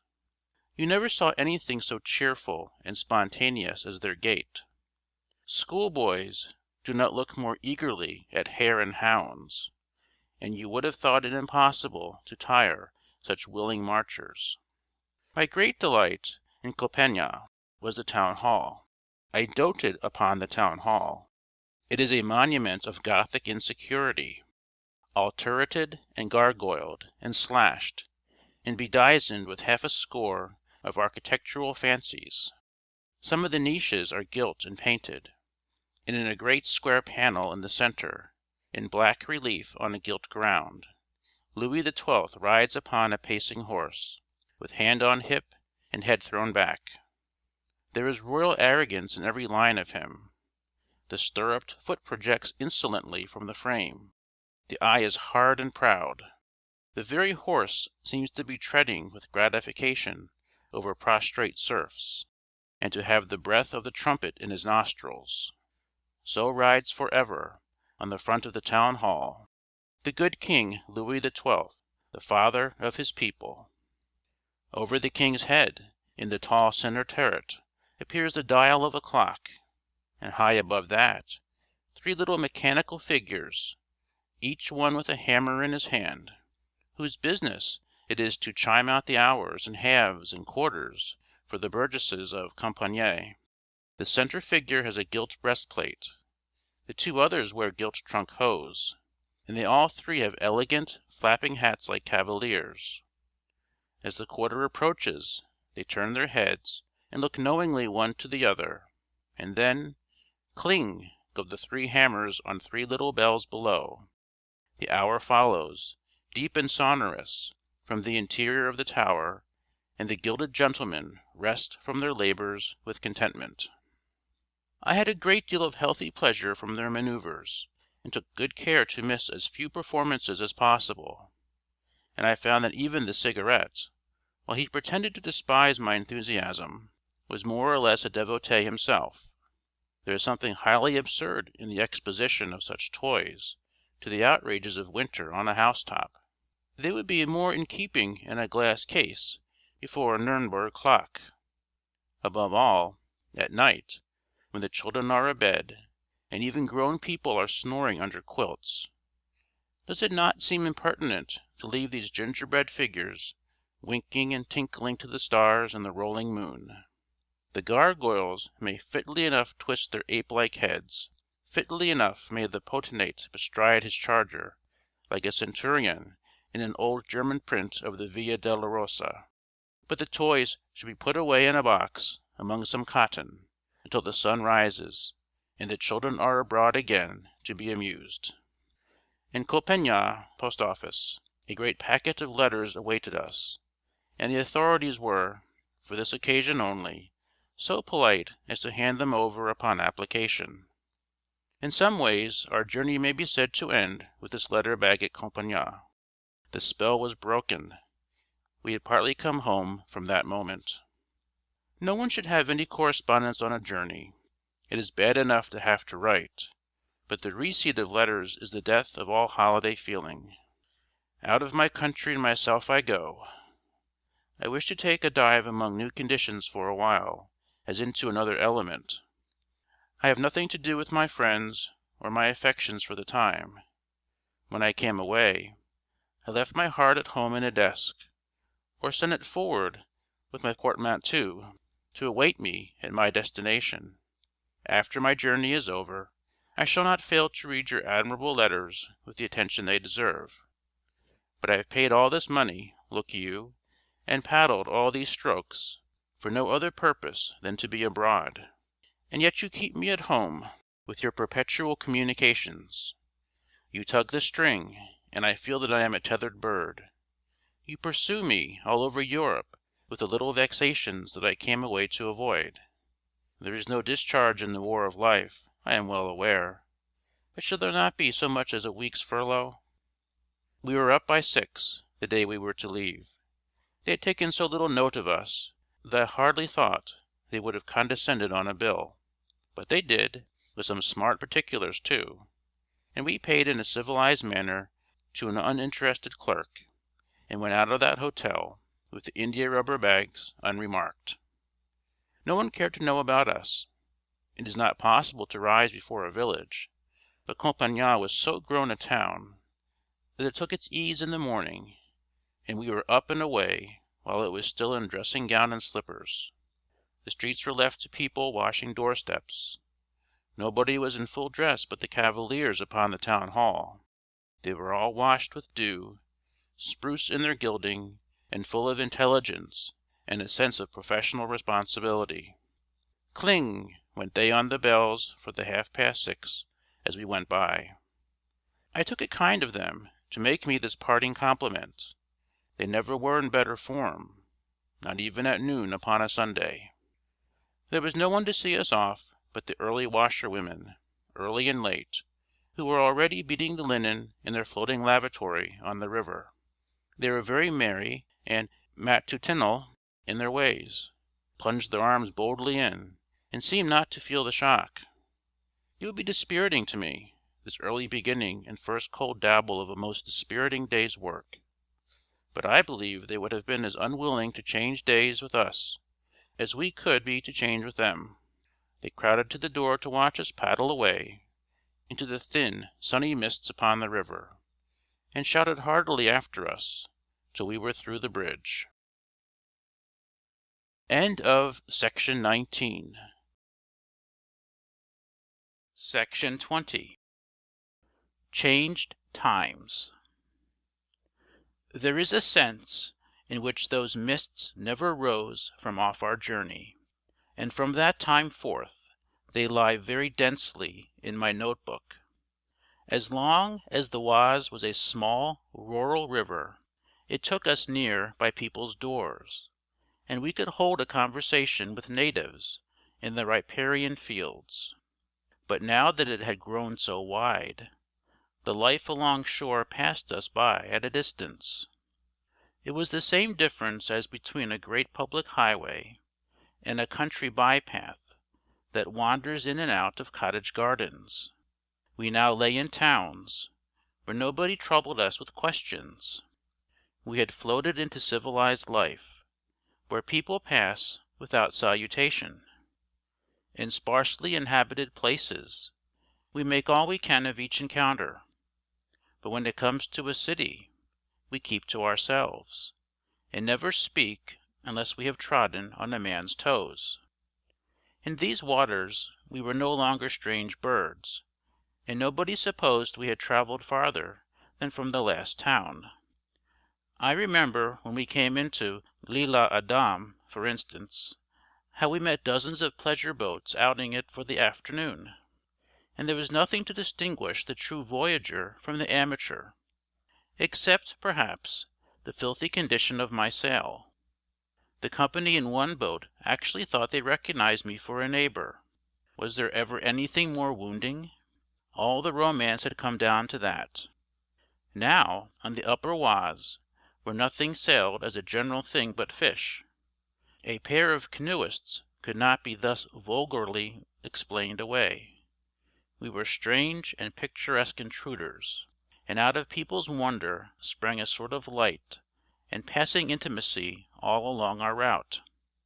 There is nothing but tit for tat in this world, though sometimes it be a little difficult to trace, for the scores are older than we ourselves, and there has never yet been a settling day since things were.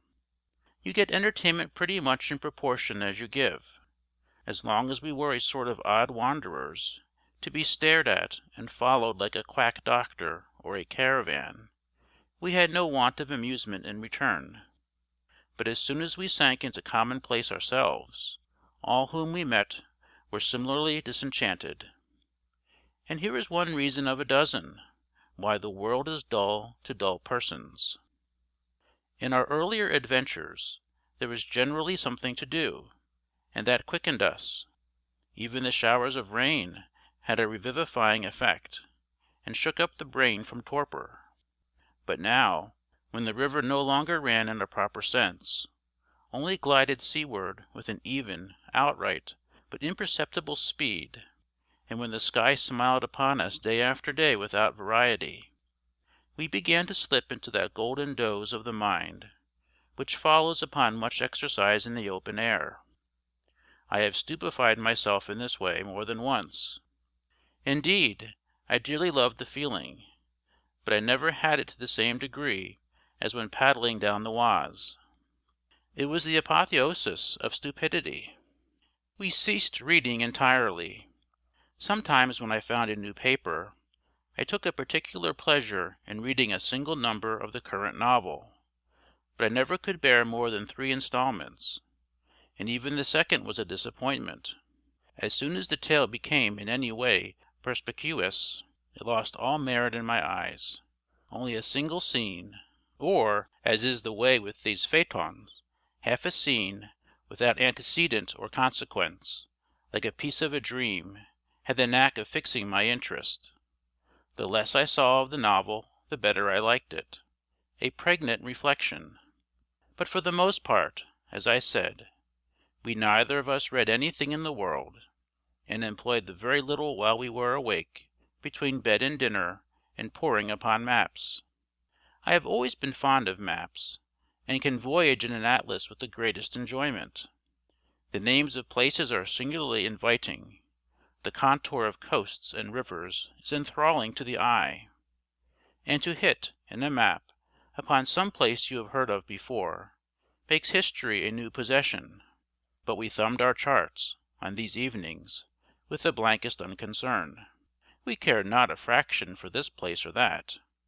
We stared at the sheet as children listen to their rattle, and read the names of towns or villages to forget them again at once. We had no romance in the matter. There was nobody so fancy-free. If you had taken the maps away while we were studying them most intently, it is a fair bet whether we might not have continued to study the table with the same delight. About one thing we were mightily taken up, and that was eating. I think I made a god of my belly.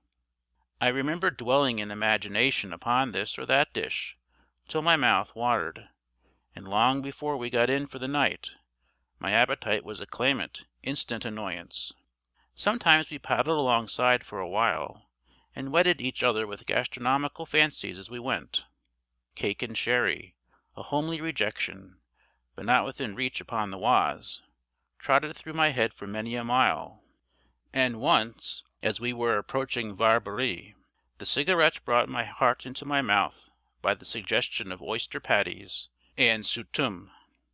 I suppose none of us recognized the great part that is played in life by eating and drinking. The appetite is so imperious that we can stomach the least interesting viands and pass off a dinner hour thankfully enough on bread and water, just as there are men who must read something, if it were only Bradshaw's Guide. But there is a romance about the matter after all. Probably the table has more devotees than love, and I am sure that food is much more generally entertaining than scenery. Do you give in, as Walt Whitman would say, that you are any less the immortal for that? The true materialism is to be ashamed of what we are. To detect the flavor of an olive is no less a piece of human perfection than to find beauty in the colors of the sunset. Canoeing was easy work. To dip the paddle at the proper inclination, now right, now left, to keep the head downstream, to empty the little pool that gathered in the lap of the apron, to screw up the eyes against the glittering sparkles of sun upon the water, or now and again to pass below the whistling tow-rope of the Dio Gratiacon, or the 4 Sons of Ammon. There was not much art in that. Certain silly muscles managed it between sleep and waking, and meanwhile the brain had a whole holiday and went to sleep. We took in, at a glance, the larger features of the scene, and beheld, with half an eye, bloused fishers and dabbling washerwomen on the bank. Now and again we might be half wakened by some church spire, by a leaping fish, or by a trail of river grass that clung about the paddle, and had to be plucked off and thrown away. But these luminous intervals were only partially luminous. A little more of us was called into action, but never the whole. The central bureau of nerves, what in some moods we call ourselves, enjoyed its holiday without disturbance, like a government office. The great wheels of intelligence turned idly in the head, like fly-wheels, grinding no grist. I have gone on for half an hour at a time, counting my strokes and forgetting the hundreds. I flatter myself the beasts that perish cannot underbid that, as a low form of consciousness. And what a pleasure it was! What a hearty, tolerant temper did it bring about! There is nothing captious about a man who has attained to this. The one possible apotheosis in life, the apotheosis of stupidity, and he begins to feel dignified and longevous like a tree. There was one odd piece of practical metaphysics which accompanied what I may call the depth, if I must not call it the intensity, of my abstraction. What philosophers call me, and not me, ego and non-ego, preoccupied me whether I would or no. There was less me and more not me than I was accustomed to expect. I looked on upon somebody else, who managed the paddling. I was aware of somebody else's feet against the stretcher. My own body seemed to have no more intimate relation to me than the canoe, or the river banks. Nor this alone, something inside my mind, a part of my brain, a province of my proper being, had thrown off allegiance and set up for itself, or perhaps for the somebody else who did the paddling. I had dwindled into quite a little thing in a corner of myself. I was isolated in my own skull. Thoughts presented themselves unbidden. They were not my thoughts. They were plainly someone else's, and I considered them like a part of the landscape. I take it, in short, that I was about as near nirvana as would be convenient in practical life. And if this be so, I make the Buddhists my sincere compliments. 'Tis an agreeable state, not very consistent with mental brilliancy, not exactly profitable in a money point of view, but very calm, golden, and incurious, and one that sets a man superior to alarms. It may be best figured by supposing yourself to get dead drunk, and yet keep sober to enjoy it. I have a notion that open-air laborers must spend a large portion of their days in this ecstatic stupor, which explains their high composure and endurance. A pity to go to the expense of laudanum, when here is a better paradise for nothing. This frame of mind was the great exploit of our voyage, take it all in all. It was the farthest piece of travel accomplished. Indeed, it lies so far from beaten paths of language, that I despair of getting the reader into sympathy with the smiling, complacent idiocy of my condition, when ideas came and went like motes in a sunbeam, when trees and church spires along the bank surged up, from time to time into my notice, like solid objects through a rolling cloudland, when the rhythmical swish of boat and paddle in the water became a cradle song to lull my thoughts asleep, when a piece of mud on the deck was sometimes an intolerable eyesore, and sometimes quite a companion for me, and the object of pleased consideration, and all the time, with the river running and the shores changing upon either hand, I kept counting my strokes and forgetting the hundreds, the happiest animal in France. End of Section 20. Section 21 of An Inland Voyage. Down the Oise, Church Interiors. We made our first stage below Compiègne to Pont Saint-Maxence. I was abroad a little after 6 the next morning. The air was biting, and smelt of frost. In an open place a score of women wrangled together over the day's market, and the noise of their negotiation sounded thin and querulous like that of sparrows on a winter's morning. The rare passengers blew into their hands, and shuffled in their wooden shoes to set the blood agog. The streets were full of icy shadow, although the chimneys were smoking overhead in golden sunshine. If you wake early enough at this season of the year, you may get up in December to break your fast in June. I found my way to the church, for there is always something to see about a church, whether living worshippers or dead men's tombs. You find there the deadliest earnest and the hollowest deceit, and even where it is not a piece of history, it will be certain to leak out some contemporary gossip. It was scarcely so cold in the church as it was without, but it looked colder. The white nave was positively arctic to the eye, and the tawdriness of a continental altar looked more forlorn than usual in the solitude and the bleak air. 2 priests sat in the chancel, reading and waiting penitents, and out in the nave one very old woman was engaged in her devotions. It was a wonder how she was able to pass her beads when healthy young people were breathing in their palms and slapping their chest, but though this concerned me, I was yet more dispirited by the nature of her exercises. She went from chair to chair, from altar to altar, circumnavigating the church. To each shrine she dedicated an equal number of beads and an equal length of time. Like a prudent capitalist with a somewhat cynical view of the commercial prospect, she desired to place her supplications in a great variety of heavenly securities. She would risk nothing on the credit of any single intercessor. Out of the whole company of saints and angels, not one but was to suppose himself her champion elect against the great Assize. I could only think of it as a dull, transparent jugglery, based upon unconscious belief. She was as dead an old woman as I ever saw, no more than bone and parchment, curiously put together. Her eyes, with which she interrogated mine, were vacant of sense.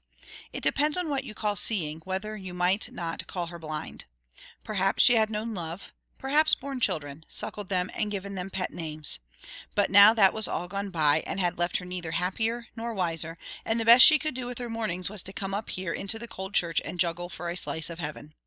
It was not without a gulp that I escaped into the streets and the keen morning air. Morning?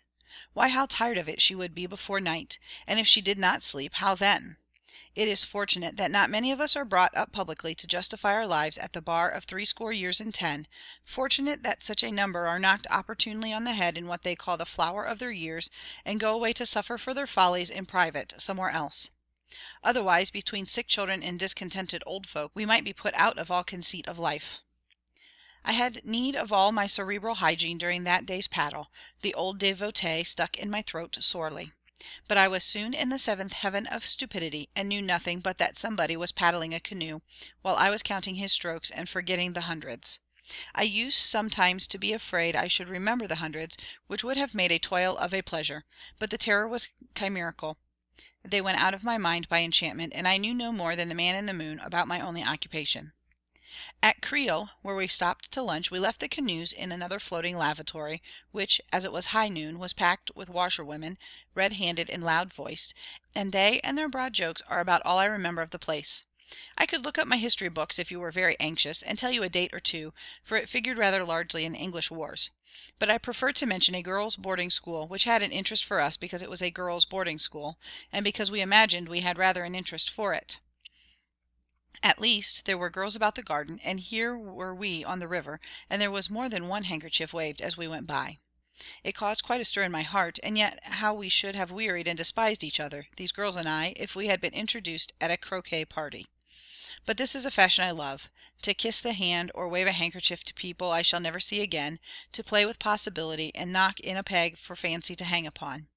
It gives the traveller a jog, reminds him that he is not a traveller everywhere, and that his journey is no more than a siesta by the way on the real march of life. The church at Creole was a nondescript place on the inside, splashed with gaudy lights from the windows, and picked out with medallions of the Dolorous Way. But there was one oddity in the way of an ex voto which pleased me hugely, a faithful model of a canal boat, swung from the vault, with a written aspiration that God should conduct the St. Nicholas of Creole to a good haven. The thing was neatly executed, and would have made the delight of a party of boys on the water side. But what tickled me was the gravity of the peril to be conjured. You might hang upon the model of a sea-going ship, and welcome, one that is to plough a furrow round the world, and visit the tropic or the frosty poles, runs the dangers that are well worth a candle and a mass. But the St. Nicholas of Creole, which was to be tugged for some 10 years by patient draught horses, in a weedy canal, with the poplars chattering overhead, and the skipper whistling at the tiller, which was to do all its errands in green inland places, and never get out of sight of a village belfry in all its cruising, why, you would have thought that if anything could be done without the intervention of Providence, it would be that. But perhaps the skipper was a humorist, or perhaps a prophet, reminding people of the seriousness of life by this preposterous token. At Creole, as at Noyon, St. Joseph seemed a favourite saint on the score of punctuality. Day and hour can be specified, and grateful people do not feel to specify them on a votive tablet, when prayers have been punctually and neatly answered. Whenever time is a consideration, St. Joseph is the proper intermediary. I took a sort of pleasure in observing the vogue he had in France, for the good man plays a very small part in my religion at home. Yet I could not help fearing that, where the saint is so much commanded for exactitude, he will be expected to be very grateful for his tablet. This is foolishness to us Protestants, and not of great importance anyway. Whether people's gratitude for the good gifts that come to them be wisely conceived or dutifully expressed, is a secondary matter, after all, so long as they feel gratitude. The true ignorance is when a man does not know that he has received a good gift, or begins to imagine that he has got it for himself. The self-made man is the funniest windbag, after all. There is a marked difference between decreeing light in chaos and lighting the gas in a metropolitan back parlor with a box of patent matches, and, do what we will, there is always something made to our hand, if it were only our fingers. But there was something worse than foolishness placarded in Creole Church. The Association of the Living Rosary, of which I had never previously heard, is responsible for that. This association was founded, according to the printed advertisement, by a brief of Pope Gregory XVI on the 17th of January, 1832. According to a colored bas relief, it seems to have been founded, some other, by the Virgin giving one rosary to St. Dominic, and the infant Savior giving another to St. Catherine of Siena. Pope Gregory is not so imposing, but he is nearer hand. I could not distinctly make out whether the association was entirely devotional or had an eye to good works. At least it is highly organized. The names of 14 matrons and misses were filled in for each week of the month as associates, while the other, generally a married woman, at the top of the zélatrice, the leader of the band. Indulgences, plenary and partial, followed on the performance of the duties of the association. The partial indulgents are attached to the recitation of the rosary. On the recitation of the required dizaine, a partial indulgence promptly follows. When people serve the kingdom of heaven with a passbook in their hands, I should always be afraid lest they should carry the same commercial spirit into their dealings with their fellow men, which would make a sad and sordid business of this life. There is one more article, however, of happier import. All these indulgences, it appeared, are applicable to souls in purgatory. For God's sake, ye ladies of Creil, apply them to all the souls in purgatory without delay. Burns would take no hire for his last songs, preferring to serve his country out of unmixed love. Suppose you were to imitate the excisemen, mesdames, and even if the souls in purgatory were not greatly bettered, some souls in Creil upon the Oise would find themselves none the worse either here or hereafter. I cannot help wondering, as I transcribe these notes, whether a Protestant born and bred is in a fit state to understand these signs, and do them what justice they deserve, and I cannot help answering that he is not. They cannot look so merely ugly and mean to the faithful as they do to me. I see that as clearly as a proposition in Euclid. For these believers are neither weak nor wicked. They can put up their tablet commanding St. Joseph for his despatch, as if he were still a village carpenter. They can recite the required dizaine, and metaphorically pocket the indulgence, as if they had done a job for heaven.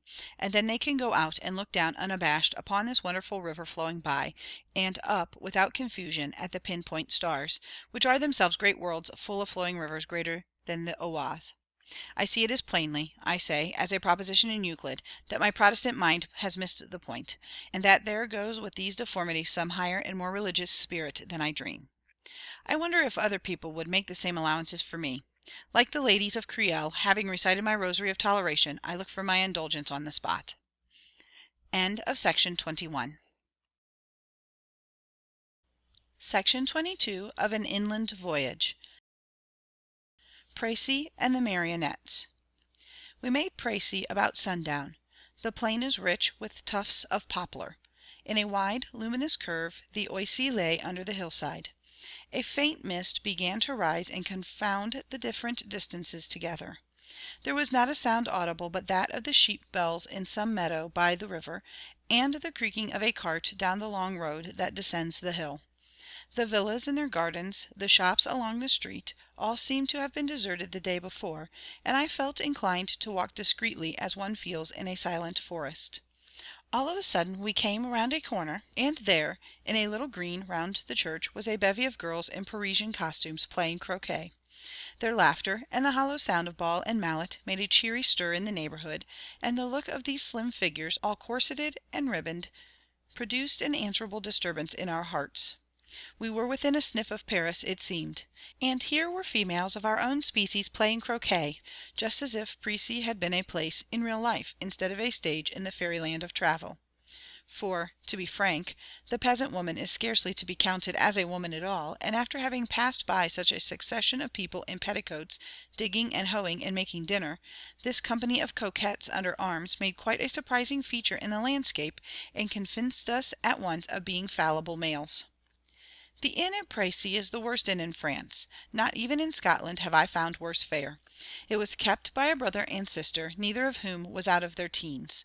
The sister, so to speak, prepared a meal for us, and the brother, who had been tippling, came in and brought with him a tipsy butcher to entertain us as we ate. We found pieces of the lukewarm pork among the salad, and pieces of unknown yielding substance in the ragoût. The butcher entertained us with pictures of Parisian life, with which he professed himself well acquainted, the brother sitting the while on the edge of the billiard table toppling precariously and sucking the stump of a cigar. In the midst of these diversions, bang went a drum past the house, and a hoarse voice began issuing a proclamation. It was a man with marionettes announcing a performance for that evening. He had set up his caravan and lighted his candles on another part of the girls' croquet green, under one of those open sheds which are so common in France to shelter markets, and he and his wife, by the time we strolled up there, were trying to keep order with the audience. It was the most absurd contention. The show people had set out a certain number of benches, and all who sat upon them were to pay a couple of sous for the accommodation. They were always quite full, a bumper house, as long as nothing was going forward, but let the show woman appear with an eye to a collection, and at the first rattle of her tambourine the audience slipped off the seats and stood round on the outside with their hands in their pockets. It certainly would have tried an angel's temper. The showman roared from the proscenium. He had been all over France, and nowhere, not even on the borders of Germany, had he met with such misconduct. Such thieves and rogues and rascals, as he called them. And every now and again the wife issued on another round, and added her shrill quota to the tirade. I remarked here, as elsewhere, how far more copious is the female mind in the material of insult. The audience laughed in high good humour over the man's declamations, but they bridled and cried aloud under the woman's pungent sallies.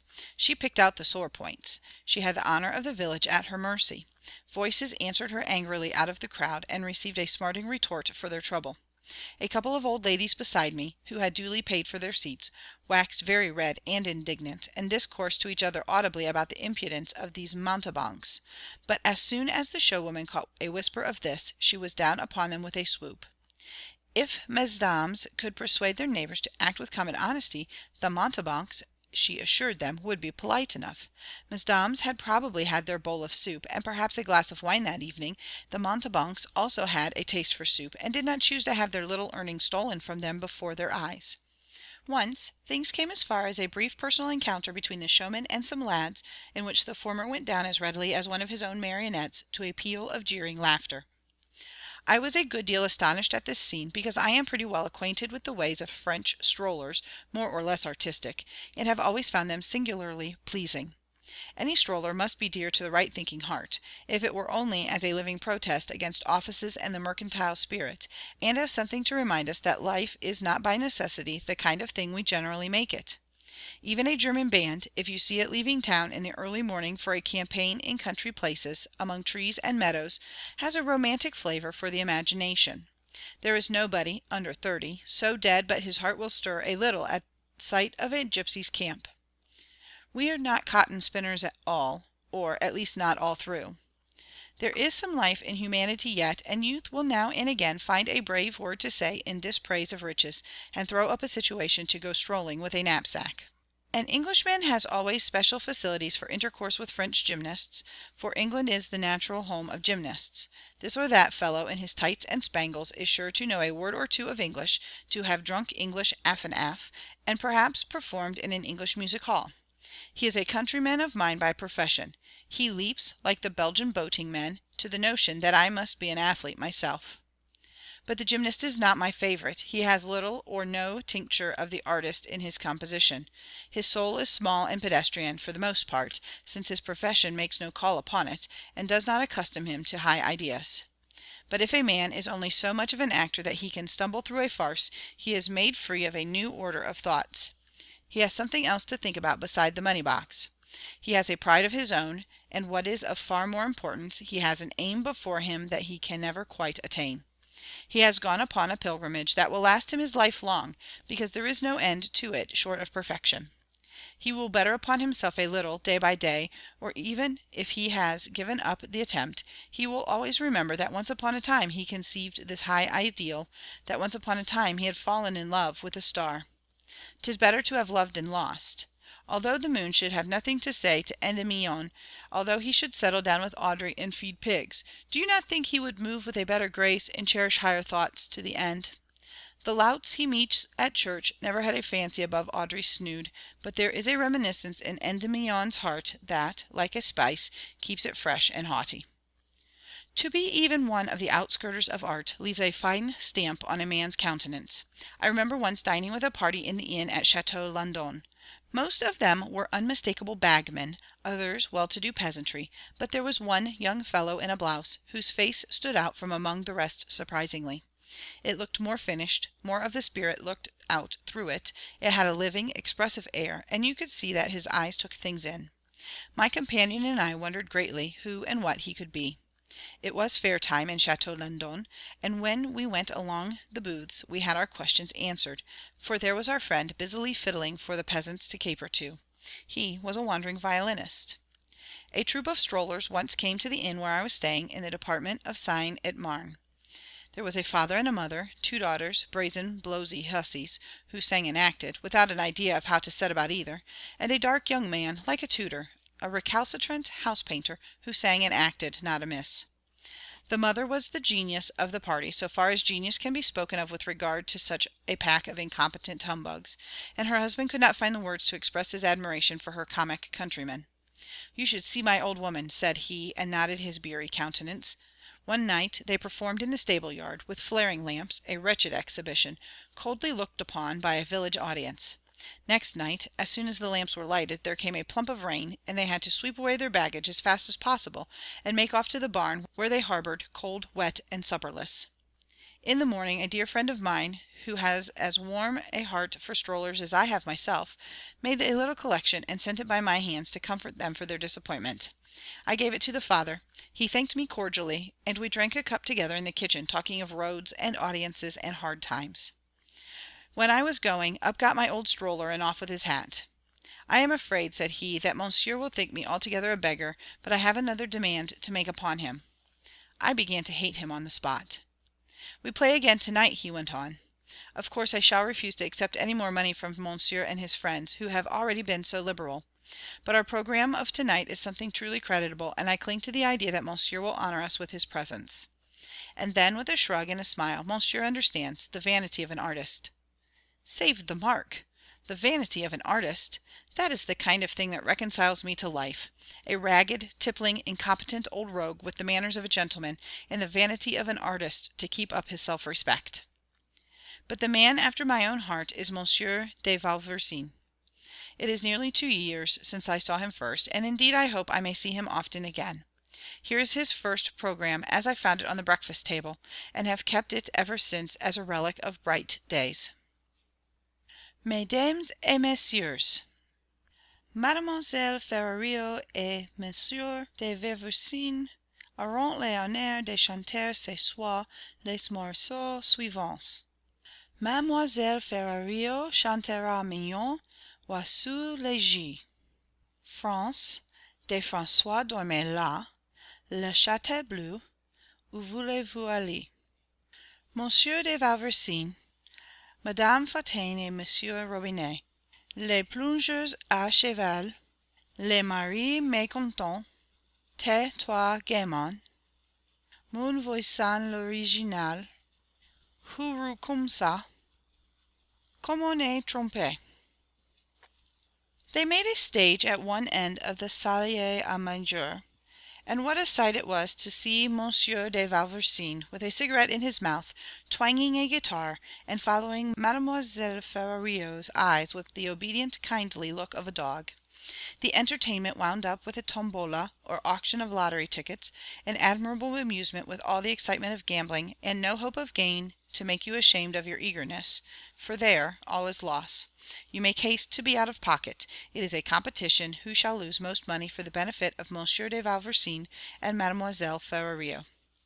Monsieur de Vauversin is a small man, with a great head of black hair, a vivacious and engaging air, and a smile that would be delightful if he had better teeth. He was once an actor in the Châtelet, but he contracted a nervous affection from the heat and glare of the footlights, which unfitted him for the stage. At this crisis, Mademoiselle Ferrario, otherwise Mademoiselle Rita of the Alcazar, agreed to share his wandering fortunes. "I could never forget the generosity of that lady," said he. "He wears trousers so tight that it has long been a problem to all who knew him how he manages to get in and out of them. He sketches a little in water colours, he writes verses, he is the most patient of fishermen, and spent long days at the bottom of the inn garden fruitlessly dabbling a line in the clear river. You should hear him recounting his experiences over a bottle of wine, such a pleasant vein of talk as he has, with a ready smile at his own mishaps, and every now and then a sudden gravity, like a man who should hear the surf roar while he was telling the perils of the deep. For it was no longer ago than last night perhaps that the receipts only amounted to 1.5 francs to cover 3 francs of railway fare and 2 of board and lodging. The mayor, a man worth 1 million of money, sat in the front seat, repeatedly applauding Mademoiselle Ferrario, and yet gave no more than 3 sous the whole evening. Local authorities look with such an evil eye upon the strolling artist. Alas! I know it well, who have been myself taken for one, and pitilessly incarcerated on the strength of the misapprehension. Once Monsieur de Vauversin visited a commissary of police for permission to sing. The commissary, who was smoking at his ease, politely doffed his hat upon the singer's entrance. "Mr. Commissary," he began, "I am an artist," and on went the commissary's hat again. No courtesy for the companions of Apollo. They are as degraded as that, said Monsieur de Vauversin with a sweep of his cigarette. But what pleased me most was one outbreak of his, when we had been talking all the evening of the rubs, indignities, and pinchings of his wandering life. Some one said it would be better to have 1 million of money down, and Mademoiselle Ferrario admitted that she would prefer that mightily. "Eh bien, mon non, not I," cried de Vauversin, striking the table with his hand. "If any one is a failure in the world, is it not I? I had an art, in which I have done things well as some, better perhaps than others, and now it is closed against me. I must go about the country gathering coppers and singing nonsense. Do you think I regret my life? Do you think I would rather be a fat burgess, like a calf? Not I. I have had moments when I have been applauded on the boards. I think nothing of that, but I have known in my own mind sometimes, when I had not a clap from the whole house, that I had found a true intonation, or an exact and speaking gesture, and then, messieurs, I have known what pleasure was, what it was to do a thing well, what it was to be an artist. And to know what art is to have an interest forever, such as no burgess can find in his petty concerns. Tenez, messieurs, je vais vous le dire, it is like a religion." Such, making some allowance for the tricks of memory and the inaccuracies of translation, was the profession of faith of Monsieur de Vauversin. I have given him his own name, lest any other wanderer should come across him, with his guitar and cigarette, and Mademoiselle Ferrario. For should not all the world delight to honor this unfortunate and loyal follower of the Muses? May Apollo send him rhymes hitherto undreamed of. May the river be no longer scanty of her silver fishes to his lure. May the cold not pinch him on long winter rides, nor the village jack in office affront him with unseemly manners, and may he never miss Mademoiselle Ferrario from his side, to follow with his dutiful eyes and accompany on the guitar. The marionettes made a very dismal entertainment. They performed a piece, called Pyramus and Thisbe, in 5 mortal acts, and all written in Alexandrines, fully as long as the performers. One marionette was the king, another the wicked counselor, a third, credited with exceptional beauty, represented Thisbe, and then there were guards, and obdurate fathers, and walking gentlemen. Nothing particular took place during the 2 or 3 acts that I set out, but you will be pleased to learn that the unities were properly respected, and the whole piece, with one exception, moved in harmony with classical rules.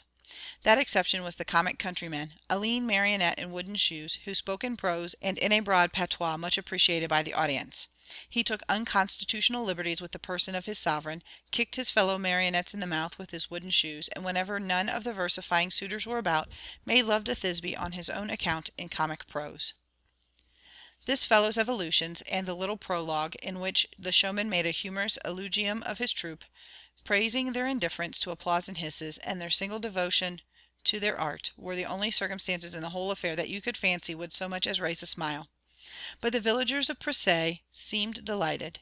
Indeed, so long as a thing is an exhibition, and you pay to see it, it is nearly certain to amuse.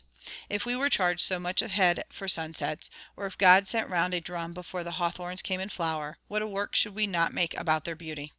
But these things, like good companions, stupid people early cease to observe, and the abstract bagman tittups past in his spring gig, and is positively not aware of the flowers along the lane, or the scenery of the weather overhead.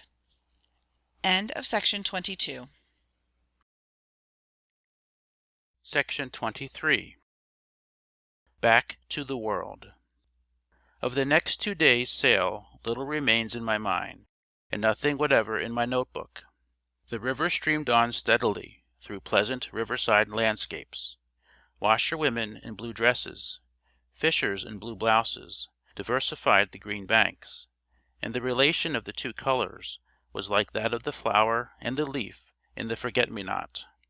A symphony in forget-me-not.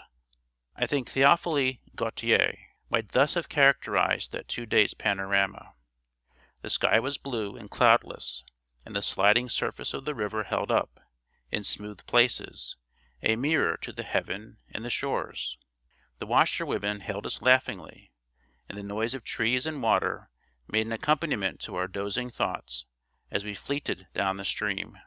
The great volume, the indefatigable purpose of the river, held the mind in chain.